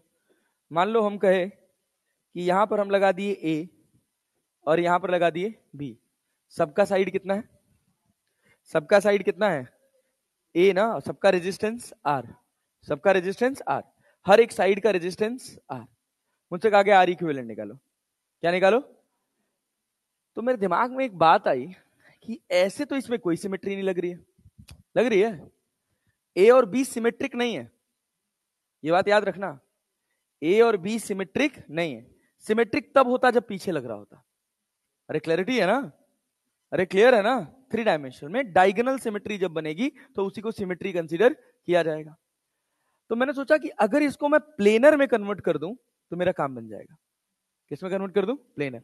तो मैंने प्लेनर में कन्वर्ट करने का सोचा कैसे। देखो, पीछे वाला जो पूरा स्क्वायर है इससे कोई जुड़ा हुआ है? कोई टर्मिनल लगा हुआ है? नहीं। कोई टर्मिनल लगा हुआ है? नहीं। ये साइड्स है ना? अरे है कि नहीं है? हम कह रहे हैं इसमें कनेक्टिंग वायर जोड़ो और कुछ ऐसा बना दो, जादू सा। ये जो बड़ा वाला साइड है ना, ये जो बड़ा वाला है ना, ये आगे वाला जो फेस है ना, इसको बड़ा बना दो। क्लियर? और पीछे वाले फेस को छोटा कर दो। बोलो, कर सकते हैं? इतना इमेजिनेशन तो है ना भाई। अब क्या, इसको जोड़ने वाला एक कनेक्टिंग वायर है कि नहीं है? देखो भाई इसमें, अरे भाई ये देखो ना, इस हिस्से को पकड़े हो, इस हिस्से को पकड़े हो, इस हिस्से को पकड़े हो और इस हिस्से को पकड़े हो, पकड़ के पीछे वाले हिस्से को सबको क्या कर दिए हो? छोटा। तो देखो क्या ऐसे जुड़ जाएगा? अरे जुड़ जाएगा कि नहीं जुड़ जाएगा? एक एक साइड ऐसे आ जाएगी कि नहीं आ जाएगी? आएगी? अरे आएगी। अब देखो तुम्हारा टर्मिनल कैसा है? तुम्हारा टर्मिनल कहाँ कहाँ है? एक टर्मिनल यहां पर है और एक टर्मिनल यहां पर है कि नहीं है? क्या परपेंडिकुलर एक्स ऑफ सिमेट्री है कि नहीं? बनाए हो अभी यही सवाल भाई, यही सेम सवाल बनाए हो। कौन सा? देखो ये सवाल देखो ना।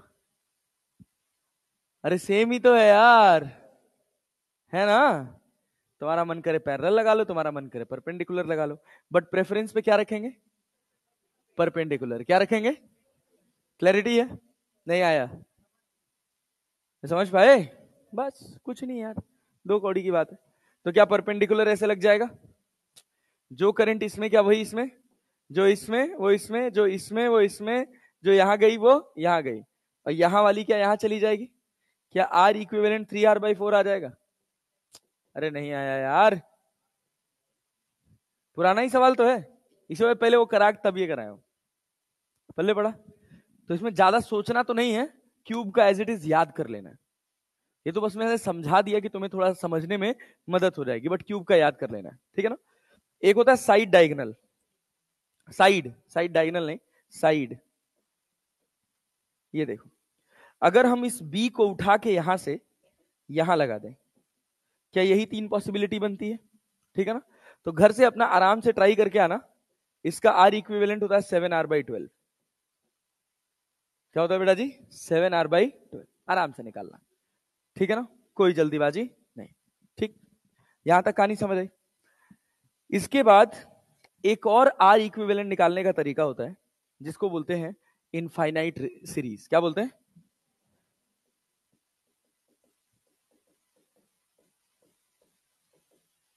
Infinite series. इनफाइनाइट सीरीज क्या है? ये एक रेजिस्टेंस ऐसे लगा देंगे और इसी पैटर्न को बार बार रिपीट करवाएंगे। सेम यही पैटर्न बार बार रिपीट होगा और फिर लास्ट में जाके ऐसे डॉट डॉट करके छोड़ देंगे कि कहां तक जा रही है? इनफाइनाइट तक। आर इक्विवेलेंट बताना है।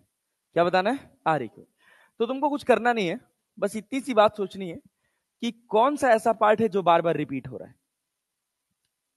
बोलो कौन सा? क्या पहला वाला हिस्सा यही आगे भी आया, फिर यही आगे भी आया, फिर यही आगे भी आया? एक को छोड़कर बचे हुए को एक्स घोषित कर देना है। बचे हुए इनफाइनाइट को क्या मान लो? एक्स, एक को छोड़कर। क्लियर है ना? तभी सेटअप बनता है। तो ये मेरे पास आर, ये आर और ये आर, और यहां पर क्या बन गया? एक्स। अरे बन गया, बना ना? कहां से कहां तक का एक्स है? यहां से लेकर इनफाइनाइट तक के आर इक्विवेलेंट को क्या मान लिया? अरे मान लिया ना? क्या इसका आर इक्विवेलेंट निकाल सकते हो? क्या लिखोगे आर इक्विवेलेंट बराबर? बोलो, R x upon R plus x plus 2r। यही तो लिखोगे, लिखोगे ना? यहां से लेके इनफाइनाइट तक का कितना था? कितना था? पूरा इनफाइनाइट तक था ना? अब समुद्र में से एक लोटा पानी निकाल दो या एक लोटा पानी डाल दो, उसको कोई फर्क पड़ने वाला है? नहीं। अरे क्लैरिटी है ना? तो ये आर इक्विवेलेंट भी किसके बराबर होगा? एक्स के। R x upon R plus x plus 2r, that is equivalent to x. समझ आया कि नहीं आया? अरे पल्ले पड़ा, समझ आया? बस यही बात है, कुछ नहीं है। अब क्या करोगे?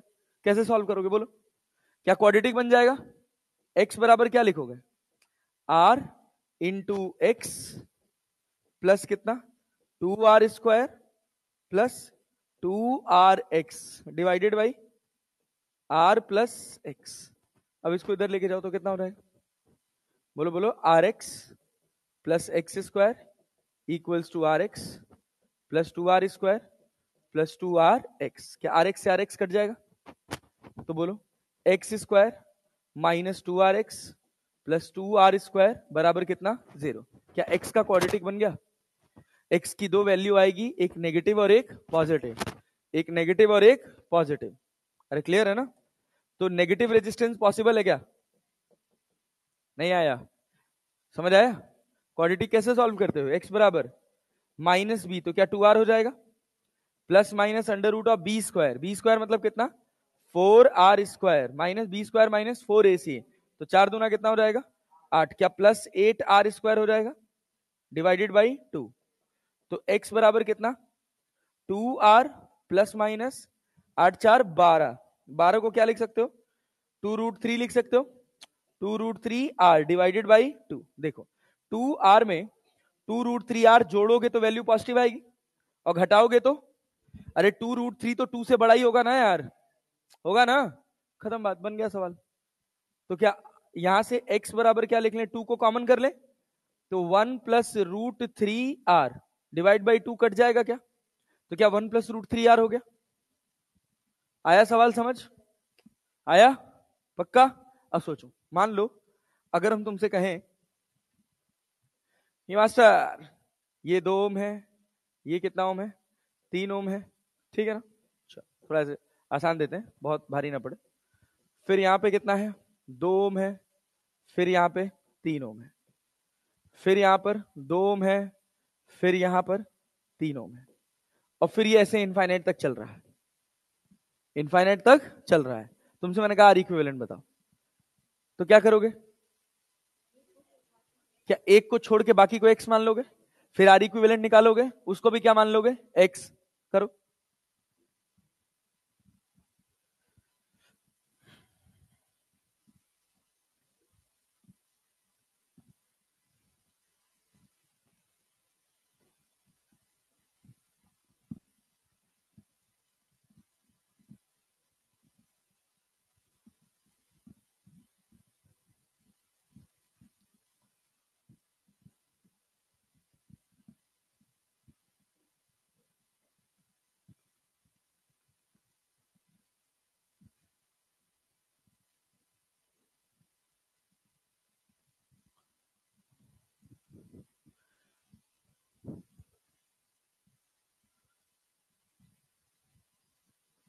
क्या यार तुम पेन नहीं चलाते हो यार?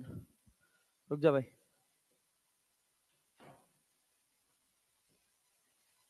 कोई बोर्ड पे नहीं देखेगा?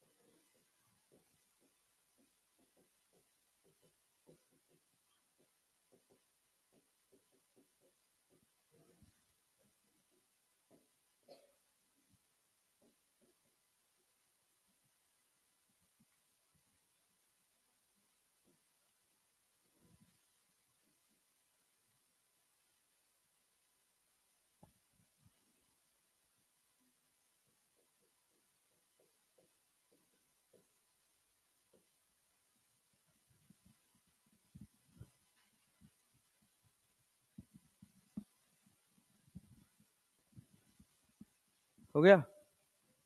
क्या धीरे धीरे लगाते हो यार, कैलकुलेशन की रफ्तार इतनी स्लो कैसे हो सकती है तुम्हारी? √7 तो करके छोड़ दो ना इतना, कहाँ कॉम्प्लेक्स था बे? वो कॉम्प्लेक्स बोलते हैं, इतना स्मूथ कैलकुलेशन आ रहा है इसमें, कहाँ कॉम्प्लेक्स है भाई? 1 + √7 दैट्स इट। अरे क्लियर है? तो ये लगभग 3.6 के करीब आंसर आएगा, 2.6 के करीब होता है √7। अरे समझ आया? कुछ नहीं है भाई, क्लियर? और कराऊं क्या ऐसे? अब इधर आ जाओ, ये देखो, अब ये सवाल देखो, कह रहा find the current which passing through the battery. क्या ओम्स लॉ पढ़े हो? ये कल पढ़ा दिए थे, V = IR। अच्छा ये भी कराए थे? ये भी करा दिए थे? बहुत बढ़िया, गुड जॉब यार, आ जाओ, बहुत अच्छा। बहुत अच्छा, बहुत बढ़िया, बहुत बढ़िया, आओ सिखाते हैं फिर तुम्हें। अगला देखो, अगली हेडिंग है हमारे पास किरचॉफ्स लॉ। अगर तुमको थोड़ा सा भी ऐसा लगता है कि तुम किरचॉफ्स के सवालों में अटकते हो, तो आज तक जितना पढ़े हो, किरचॉफ्स जितना सीखे हो, सबको control plus shift plus delete, उसमें का कुछ भी अपने दिमाग में रखना नहीं, ठीक है ना? सुनना, किरचॉफ्स के दो लॉज हैं, एक को बोलते हैं जंक्शन लॉ, पहले जंक्शन लॉ पढ़ लेते हैं। एक को बोलते हैं जंक्शन लॉ या, हाँ मित्र, आशीर्वाद भाई, खुश रहो, क्या हाल चाल? मैं बहुत बढ़िया यार, मैं तो अभी पटना में हूं। अरे मिलेंगे यार शाम को तुमसे यार, क्या बात करते हो यार। ओके भाई,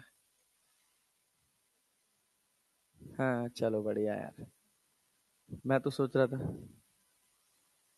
हाँ कर लो कर लो कर लो कर लो कर लो, मैं भी करता हूँ, बुलाता हूँ उसको मैं। ओके, हाँ भाई, तो देखो यार, जंक्शन लॉ और इसको नोडल एनालिसिस बोलते हैं। क्या बोलते हैं? नोडल एनालिसिस, सुनना। और दूसरा लॉ जो होता है उसको बोलते हैं लूप लॉ और वोल्टेज लॉ। दोनों की बातों में कोई ऐसी बहुत खास बात है नहीं। ये कहता है कि एक ब्रांच पर, इतना तो पढ़े ही होगे भाई, कि आने वाली करंट और जाने वाली करंट बराबर होती है। क्या आई नेट बराबर 0 लिख लें? आई इनकमिंग इक्वल्स टू आई, क्या इस पे और ज्यादा बात करूं या सवाल पे चलें? और चार्ज मतलब करंट का मतलब चार्ज, तो इट इज बेस्ड ऑन, किस पे बेस्ड होता है? कंजर्वेशन ऑफ चार्ज पे। अरे क्लैरिटी है मित्र? लूप लॉ या वोल्टेज लॉ ये कहता है कि जितना पोटेंशियल डिफरेंस क्रिएट करोगे बैटरी से, वो सारा का सारा वोल्टेज ड्रॉप हो जाएगा। ऐसा नहीं है कि बैटरी का वोल्टेज लगाए हो 20 वोल्ट और रेजिस्टेंस पे 10 ही वोल्ट का ड्रॉप हुआ, नहीं। क्लैरिटी है ना? अगर मान लो हम 20 वोल्ट की बैटरी लगाएं और एक रेजिस्टेंस लगाए हैं, तो जितने वोल्ट की बैटरी है वो पूरा का पूरा उस पर ड्रॉप हो जाएगा। अरे क्लैरिटी है? ठीक, 5 वोल्ट की बैटरी है तो 5 वोल्ट का ड्रॉप हो जाएगा, मतलब लास्ट में तुम्हारे पास ड्रॉप के बाद कुछ बचेगा नहीं। क्लियर है? जितना बैटरी से वोल्टेज क्रिएट करोगे वो सब का सब रेजिस्टेंस के अलोंग ड्रॉप हो जाएगा। Potential is associated with energy, ठीक है ना? इसी को बोलते हैं एनर्जी पर यूनिट चार्ज। क्या बोलते हैं? Energy per unit charge. अभी आगे जाके इलेक्ट्रोस्टैट्स में पढ़ोगे। अरे क्लियर है ना? तो इट इज बेस्ड ऑन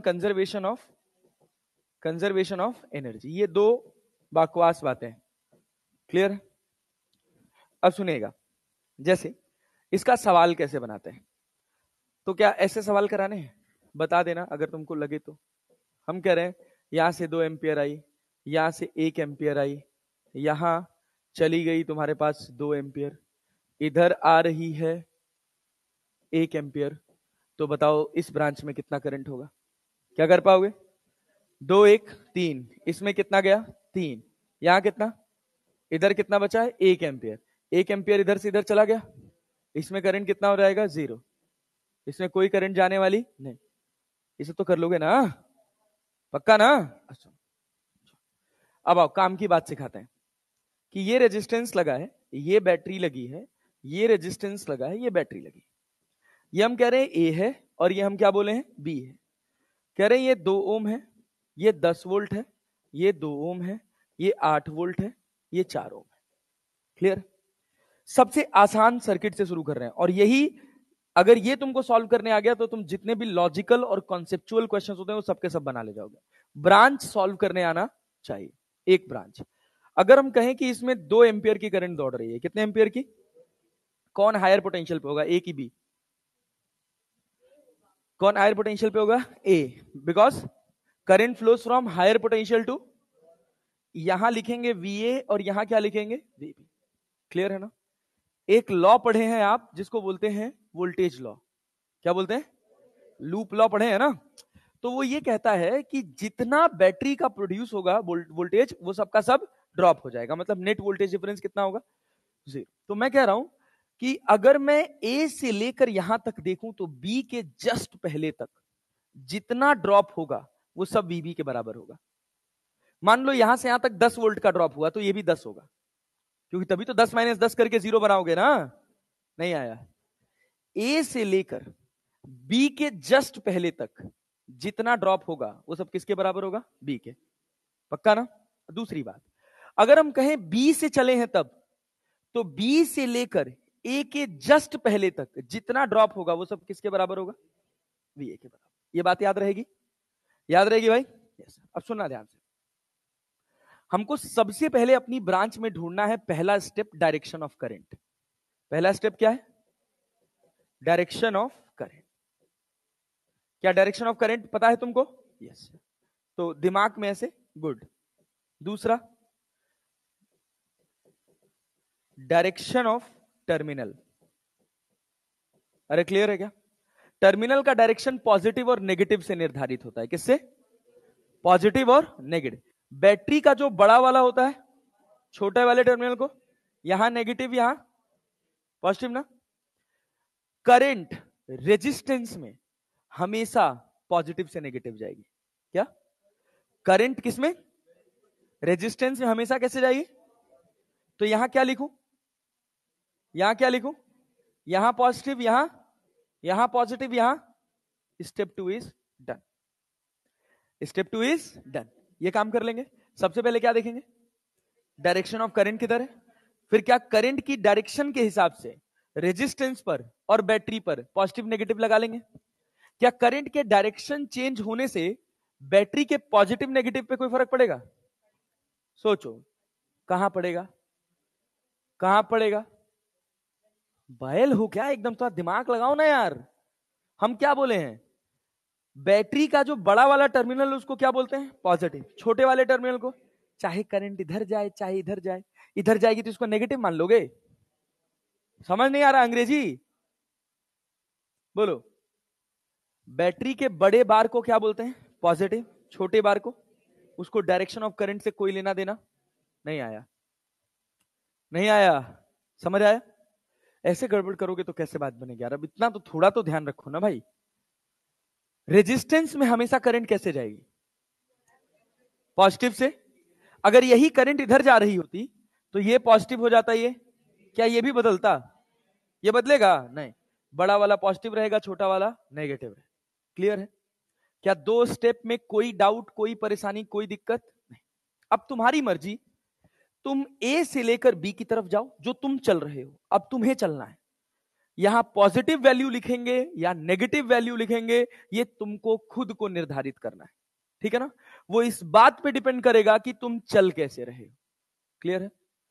तुम सॉल्व कर रहे हो ए से बी या तुम सॉल्व कर रहे हो बी से ए। ध्यान से देखना, नेगेटिव का मतलब होता है कर्ज। कर्ज तो मतलब कर्ज तो समझते हो ना, दिक्कत वाली बात है ना। कर्ज का मतलब, नेगेटिव का मतलब कर्ज, और पॉजिटिव का मतलब कमाई। अरे क्लियर है ना? नेगेटिव का मतलब कर्ज और पॉजिटिव का मतलब कमाई। अगर पॉजिटिव से निकले तो कमा के निकले तो पॉजिटिव, नेगेटिव से निकले तो कर्ज से निकले तो नेगेटिव। खत्म बात? क्लियर? चलो पहले हम इसको सॉल्व करते हैं ए से लेके बी की तरफ। कहां से कहां? तो ए पर पोटेंशियल कितना है? वीए लिख दिया, ठीक। इसमें कितना वोल्टेज ड्रॉप होगा? V equals to I R होता है ना, तो 2 दूना 4। तो कहां से निकले हो? एंटर तो किया हो पॉजिटिव से, एंटर देखना ही नहीं है, देखा है हम निकले कहां से हैं? नेगेटिव से ना, तो -4। बैटरी में कहां से निकले हो? -10। इसमें कहां से निकले हो? 2 लिखे कि 4 लिखे? अरे V equals to I R करोगे ना, तो यहां क्या लिखोगे? -4। नहीं आया। 8 वोल्ट में, अरे क्लियर है क्या? और 4 वोल्ट में -4 की -8 बराबर 0 की वीबी? वीबी बराबर। अब सोचो, अगर मैं इसी को ऐसे गोल घुमा के एक लूप बना देता, क्या वीए और वीबी एक ही जगह आ जाते? तो क्या यहां वीए लिख देते?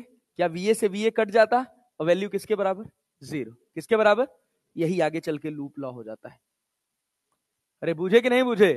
चल ध्यान देना। तो अगर हमसे कहा कि वीए माइनस वीबी निकालो, तो क्या निकाल सकते हो? 8 से 8 कट जाएगा, 4 4 8 10 8 18 वोल्ट। कठिन लगा क्या? कठिन लगा? पक्का समझ गए? और ऐसे टाइम पास कराऊं या थोड़ा सा उठा लूं ऊपर? चलो थोड़ा लेवल अप करते हैं। कठिन नहीं है, एकदम टाइम पास चीज है मित्र।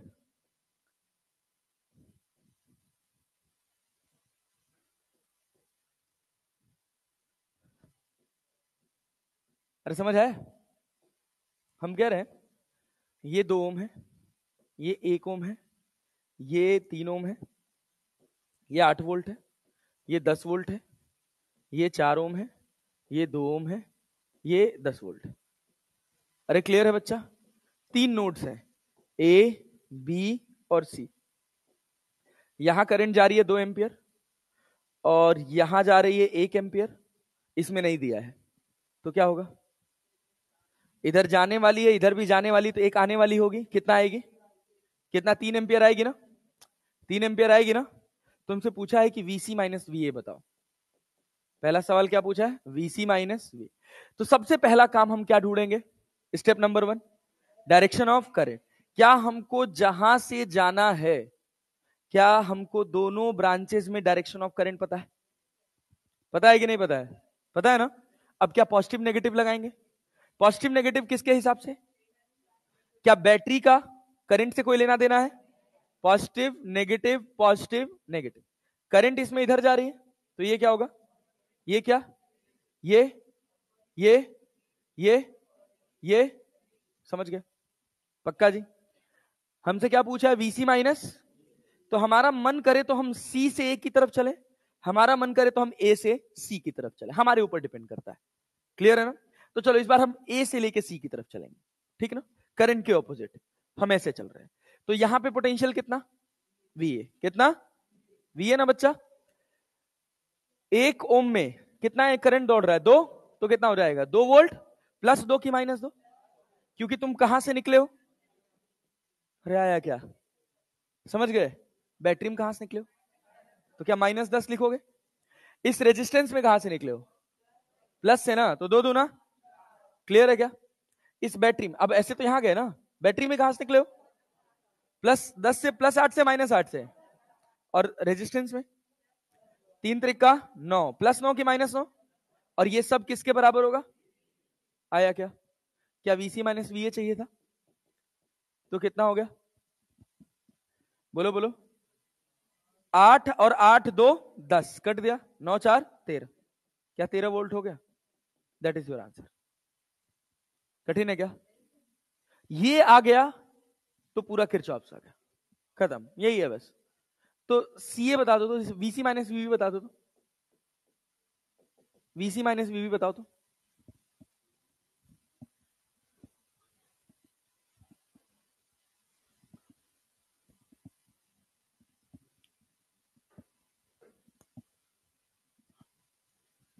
इससे आसान किरचॉफ्स कुछ नहीं हो सकता।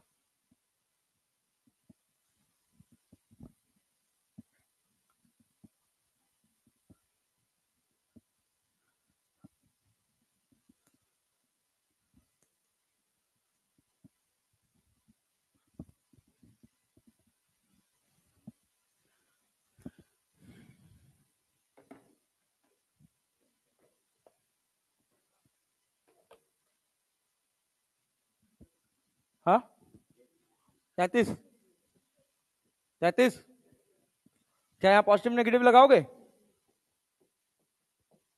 सी से बी चले या बी से सी? बी से सी चले, चलो बी से सी चल लेते हैं। यहां लिख लिया वी बी, ये 2 एक कम है, अरे 1 एम्पियर की करंट जा रही है ना। अच्छा एक तो महारथी था, वो एक बार पता है क्या किया था, रेजिस्टेंस ही उतार दिया था यहाँ पे, सब समझा?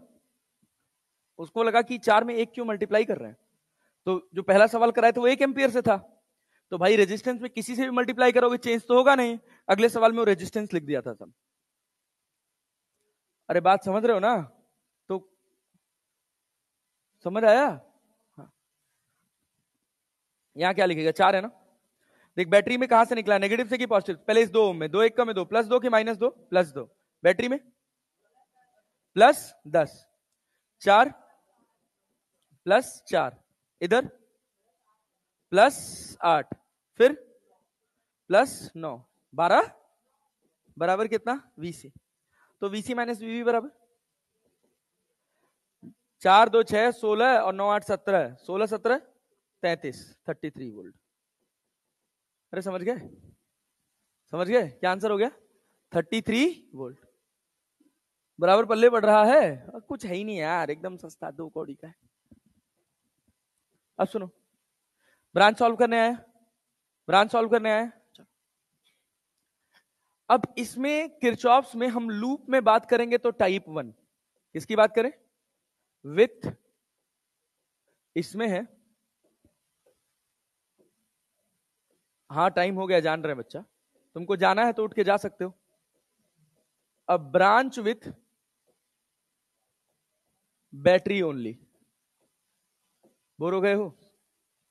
नहीं होगा, हाँ इधर भी खाना है, है क्या? मेरा पेट बड़ा, आदमी बड़ा, हाँ भाई तुम्हारे पेट भरा है ना, बड़ा है, बड़ा है मेरा तो, बड़ा क्या होता है बे, बड़ा होता है।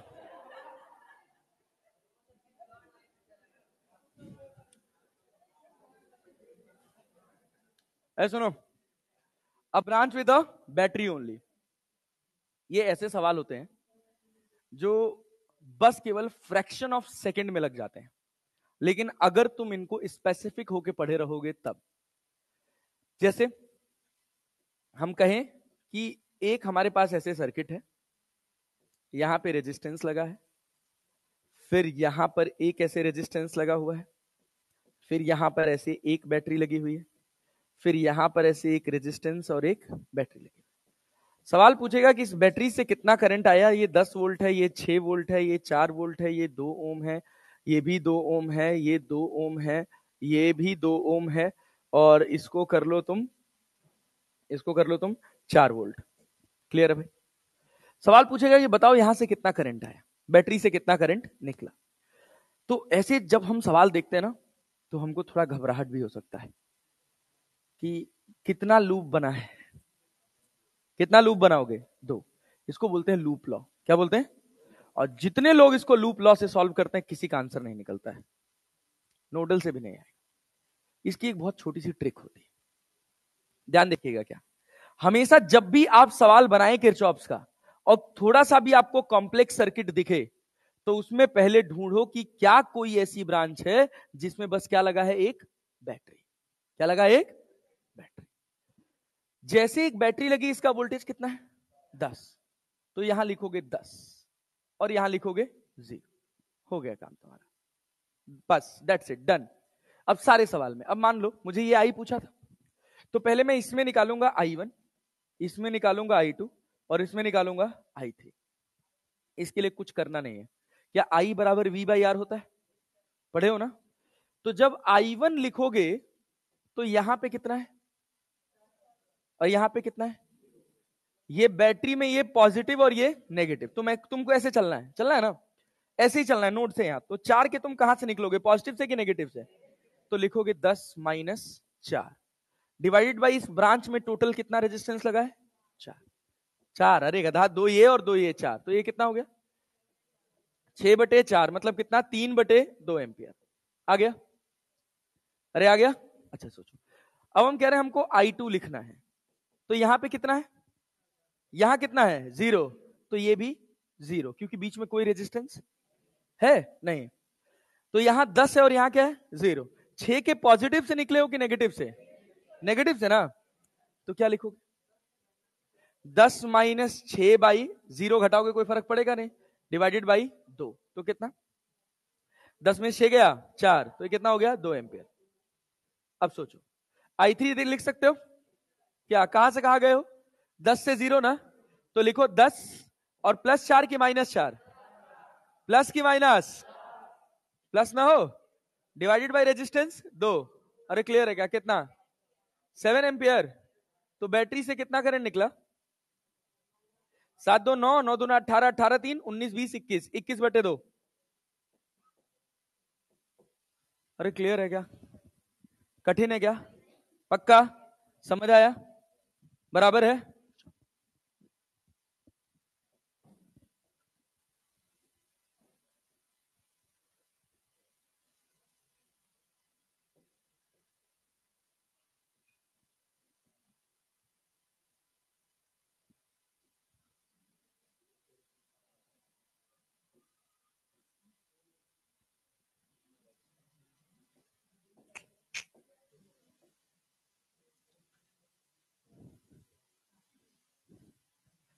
काशी 20 वोल्ट, 4 वोल्ट, 6 वोल्ट, 4 ओम, 2 ओम, 2 ओम, 10 वोल्ट, 8 वोल्ट। अरे क्लियर है, सवाल पूछा बताओ इसमें कितनी करंट आई, क्या कोई ऐसी ब्रांच दिख रही है बस जिसमें बस केवल एक बैटरी लगी है, लगी है, तो यहां पे क्या लिखोगे, यहां पे क्या लिखोगे, लिखोगे ना, क्या एक करंट इसमें I1, एक करंट इसमें, तो I बराबर I1 प्लस I2, क्या I1 I2 पता चल जाए काम बन जाएगा, क्या I1 लिख दें, कहां से शुरू हुए 20 से, खत्म कहां हुए, क्या दो बैटरी है, एक में कहां से निकले हो, तो क्या लिखे -6, 4 में कहां से निकले हो +4 से ना, अच्छा ये 2 में, divided by, divided by, divided by 6, 20 4 24, 24 में 6 गया 18, 18/6 कितना 3 एम्पियर। अरे आया क्या, अरे I2 लिख सकते हो, यहां कितना 20, यहां कितना 0, 20 minus 20 plus 10 minus -8 divided by 20 10 30, 30 में से 8 गया 22/4, 11/2, 6 और 3 और 11/2, 3 दूना 6, 11 6 17, 17/2, I बराबर कितना आ गया 17/2 एम्पियर। अरे आया क्या, ये तो है टाइम पास, अरे कठिन है। Now you had covered a type of Kirchhoff's, जिसमें क्या होगा, क्या भाई, कहा 6, कौन सा,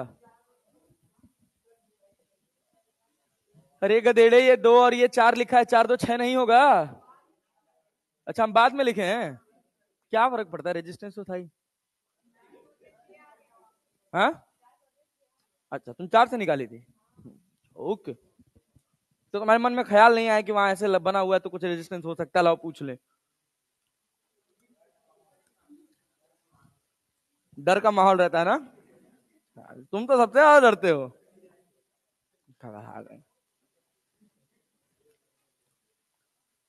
तो भाई समझ आया, समझ आया, जानबूझ के लिखने का मौका नहीं दिए हैं क्योंकि सवाल सवाल था, थोड़ा पढ़ा के कवर कर दें, ठीक है ना, तो आज ठीक ठाक कवर हो गया, मतलब 15-17 मिनट का किरचॉफ्स बचा हुआ है बस, नहीं नहीं, अरे MD सर की क्लास है ना, बेचारे बैच 2 वाले बाहर बैठे हैं यार,